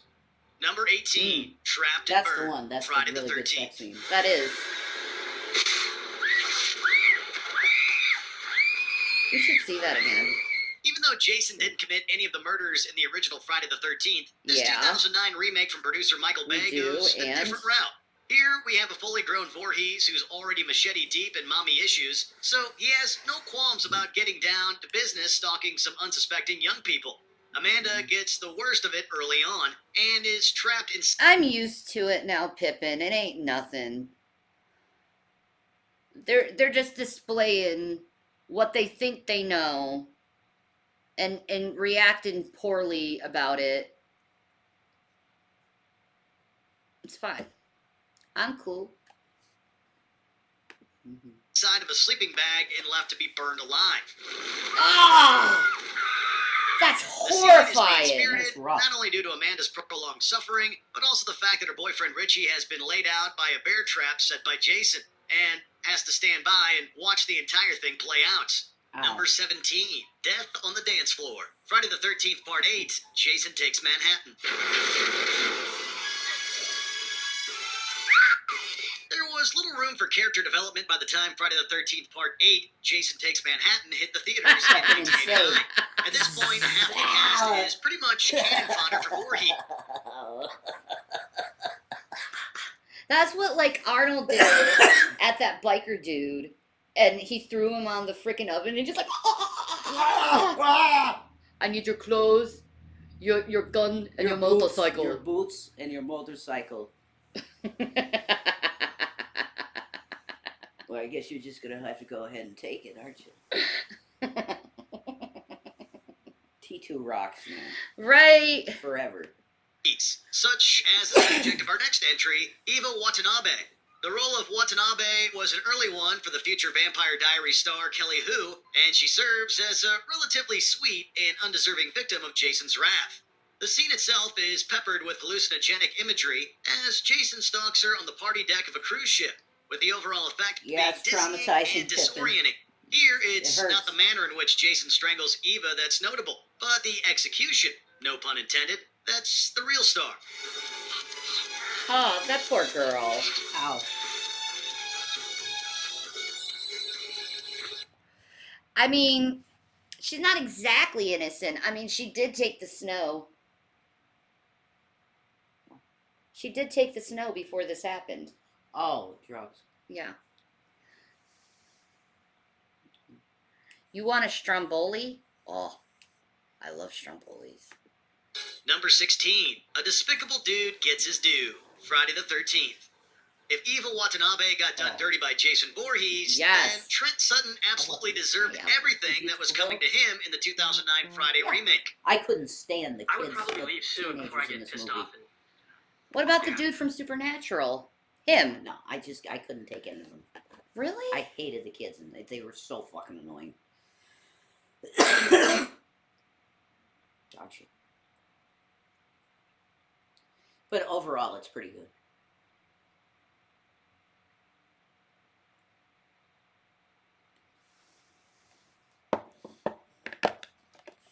Want a calzone? Sure. yeah. What happens then? Trent is so obnoxious, antagonistic, and boorish that it's difficult to believe he has any friends at all. Never mind a group with which to go away for the weekend. Yet Sutton makes it through a lion's share of the film before finally meeting his maker, thanks to a well-timed toss from Jason. Oh, Trent is impaled no. on some spikes that were conveniently left upright on a pickup truck. And we just gotta be honest, it couldn't have happened to a nicer guy. Number 15, Corkscrew and Cleaver, Friday the 13th, the final chapter. Friday the 13th, the final chapter is largely lauded as a high point for the franchise. It retains the early entry's serious tone and What? gruesome special effects, while Just also throw her boasting off the a likable house. That's nuts, cast, dude. including Corey Feldman as Tommy Jarvis. Yes, Crispin Glover's Jason. Jimmy Mortimer is a memorable character What for the a number fuck? of reasons. The first of which being an outstanding dance he performs early on in the film. Yes, dance. What is with that? That's painful to me. Ow. That's like almost as bad as headbanging. Holy shit. Ow. Oh, that'll give your fucking brain fucking wobble. Oh my god. Where did he learn that dance though? Like, That is some white boy fucking dancing there. that's seizure.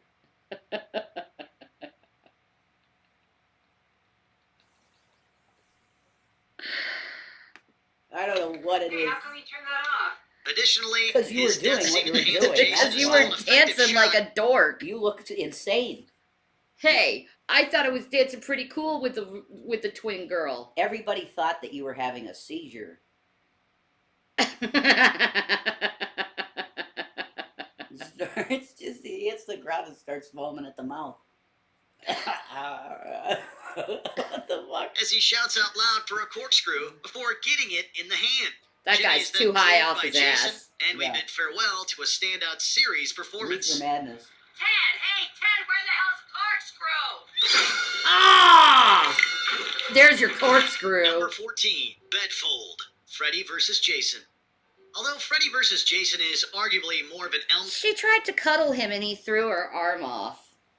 Oh fuck. Why are you gonna do that to a woman? That's shitty. They say you dance the way you have sex. Maybe. Well, you know what? You see me dance, baby. Yeah. Yeah, very similar. I mean, maybe that's accurate. Yeah. Yeah, because I'm really using my hips, you know? Yeah. I use my hips too Mhm. to dance too. Yeah, I guess that's true. Yeah. I guess that means good dancer. And I shake my booty. Yeah. I do that in bed, too. Yeah, which means good dancer, good fuck. Yeah, I guess so. Pretty much, that's what that means. Uh-huh. Okay. All right. Good to know that. Hips don't lie. There you go. Street movie. This didn't mean that Jason Voorhees couldn't get in just as many memorable moments. Case in point, this fan favorite kill that occurs early on in the film, as Freddy Krueger is still summoning up enough strength to revisit his old stomping grounds. He's Trey so Cooper good. is the repugnant boyfriend of Gibbs Smith, and we pretty much hate He him right from the wipes jump. his So fucking what mouth happens after next? kissing her. Yeah, he's like, that's gross, dude. Oh god, I'm fucking kissing a girl, That's man. fucking gross. God. Ugh. Ugh. Like, it's like, Jason, go after this douche.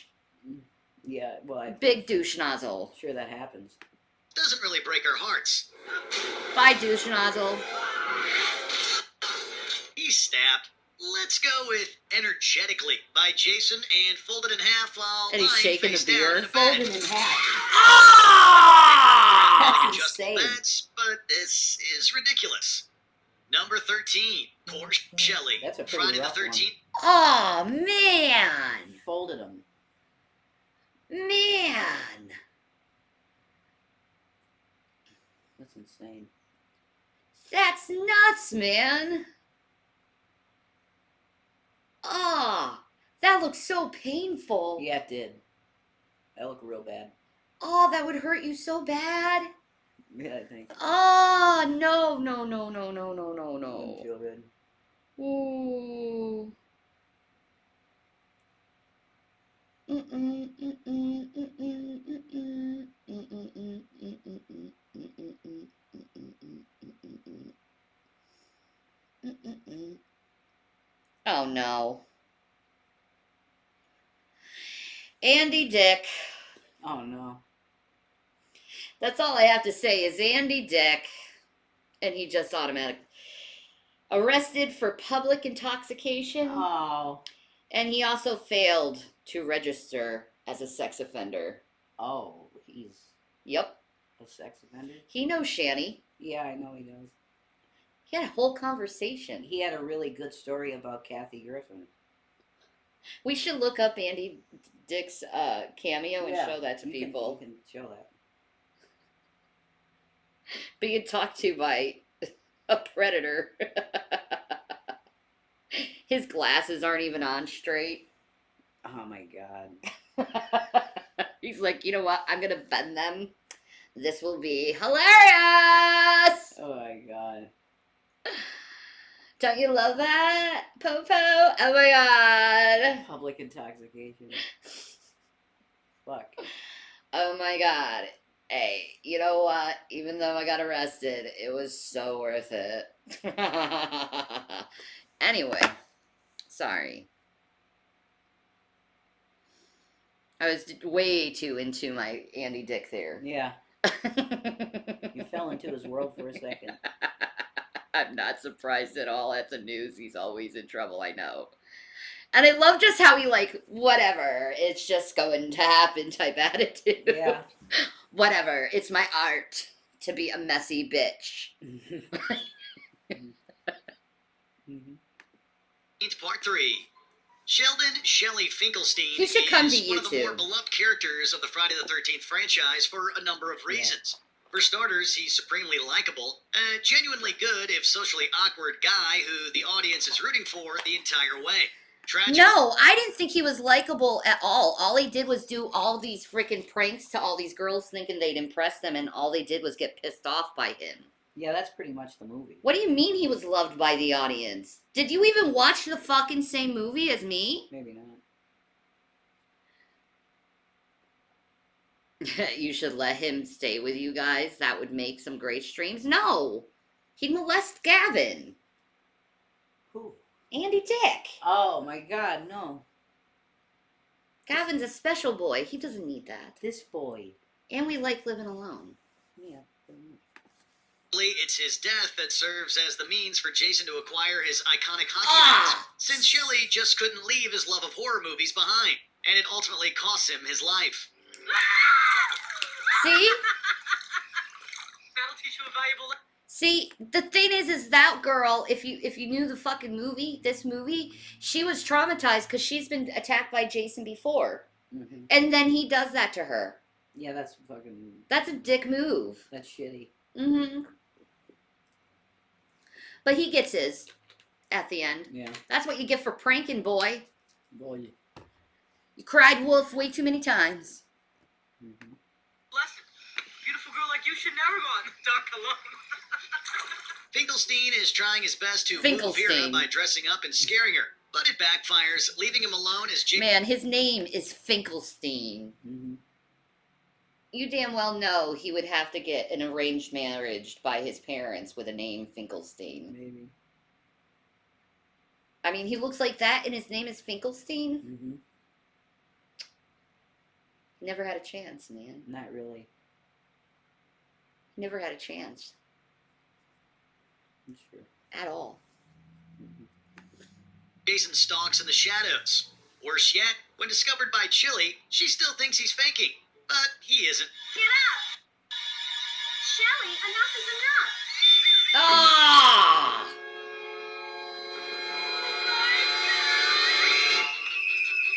Number 12, RV Ride. Friday the 13th, Part 6, Jason Lives. Oh, yeah, that one. Friday the 13th, Part 6, Jason Lives is... When that RV a knocking, don't come a knocking. He tilts his head. What? He's like, oh, Okay. It looks like people are having a good time in there. Well, there's prey. Let me ruin this. Yeah.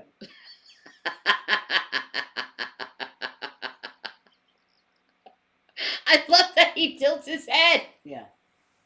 Yes. Yes, queen. It's a fan favorite Like, I know entry what from the this is. franchise. A movie that never takes itself too seriously while still providing many memorable scenes.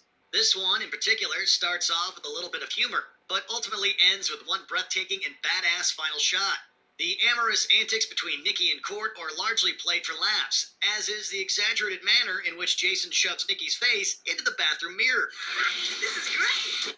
Oh my god. Oh. The sequence ends, however, with Ah, right in his Top the record. ear. Ah, It's rough. that's gotta hurt so fucking bad, man. It's rough. Ah. V, a striking and fearsome image against the night sky as Crystal Lake's most feared killer makes his way home. Oh, yes.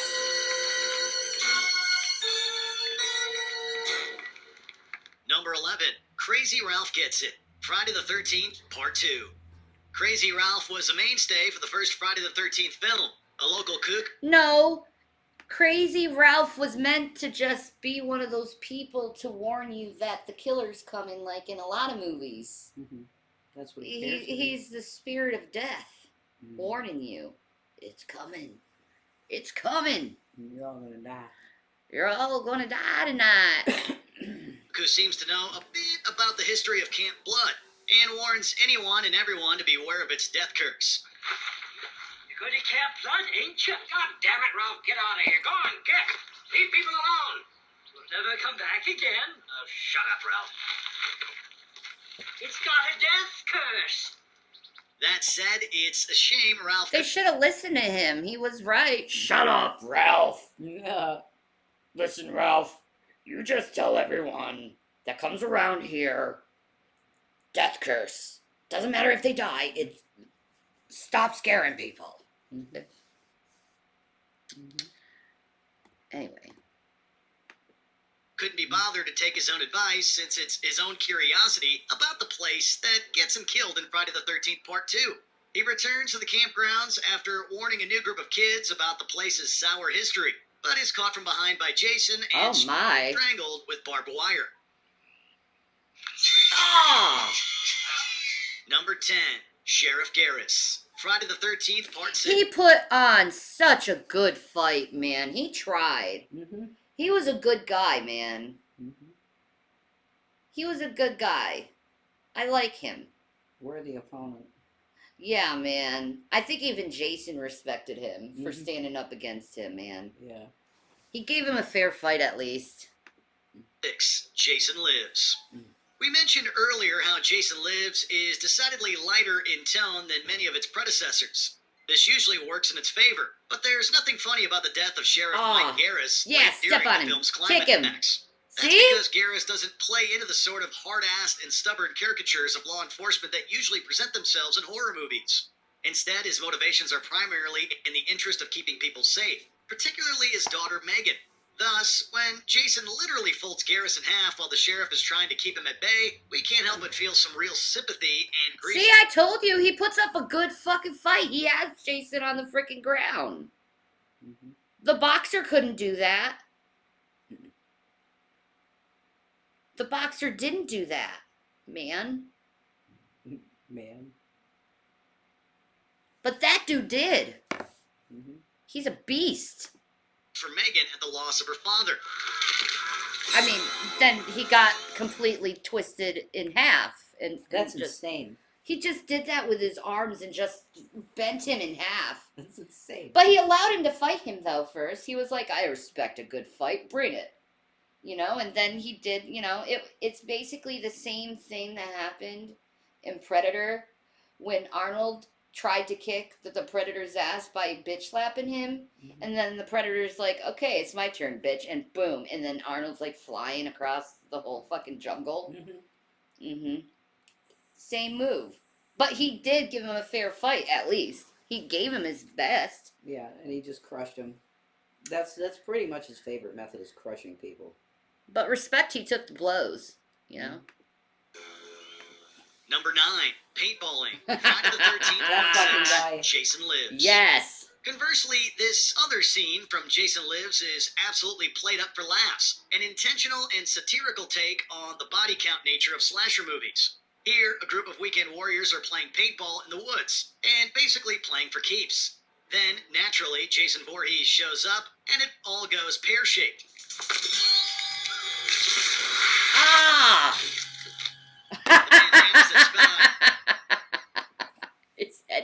the tree, and then it's a smiley face. It's pretty good. Yeah, that was a good little Easter egg. Pretty good. Mm. Like I said, I don't take these movies seriously at all. No.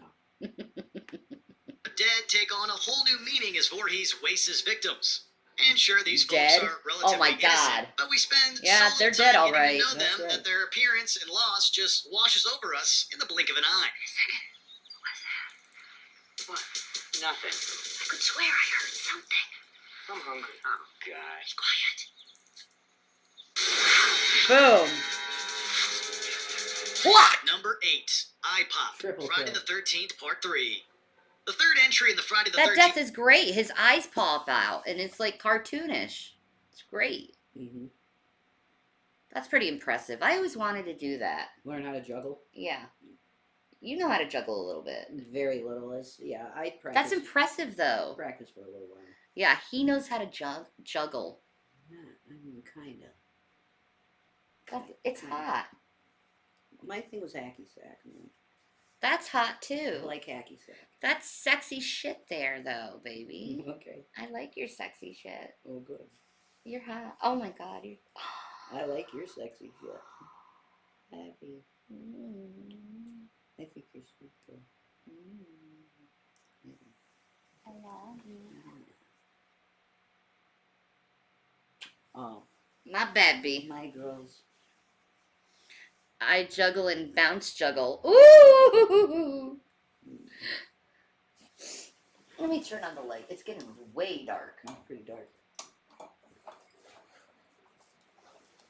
Yeah, that's my girls. Yeah. The franchise was an outlier for a number of reasons. For starters, it was the only film to have a bitch and disco theme. Can you juggle 3 balls or 2? I could do 3. You should do it with the cat balls and show people one day. No. I'm not. I could maybe do that today if it was normal size like golf balls. Yeah? But I'm not. I never got that good, honey. I don't know where you got that idea that I'm a good juggler. I think you might be thinking of somebody else. No. I don't. Very recall. cartoonish. Crime scene photos are way worse. I can juggle 3. Ah, cool, who dat? Yeah, that's awesome. That's awesome. as its main title.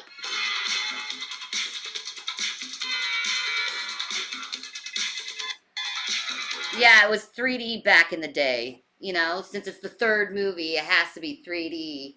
They did the same thing with Jaws. Stupid.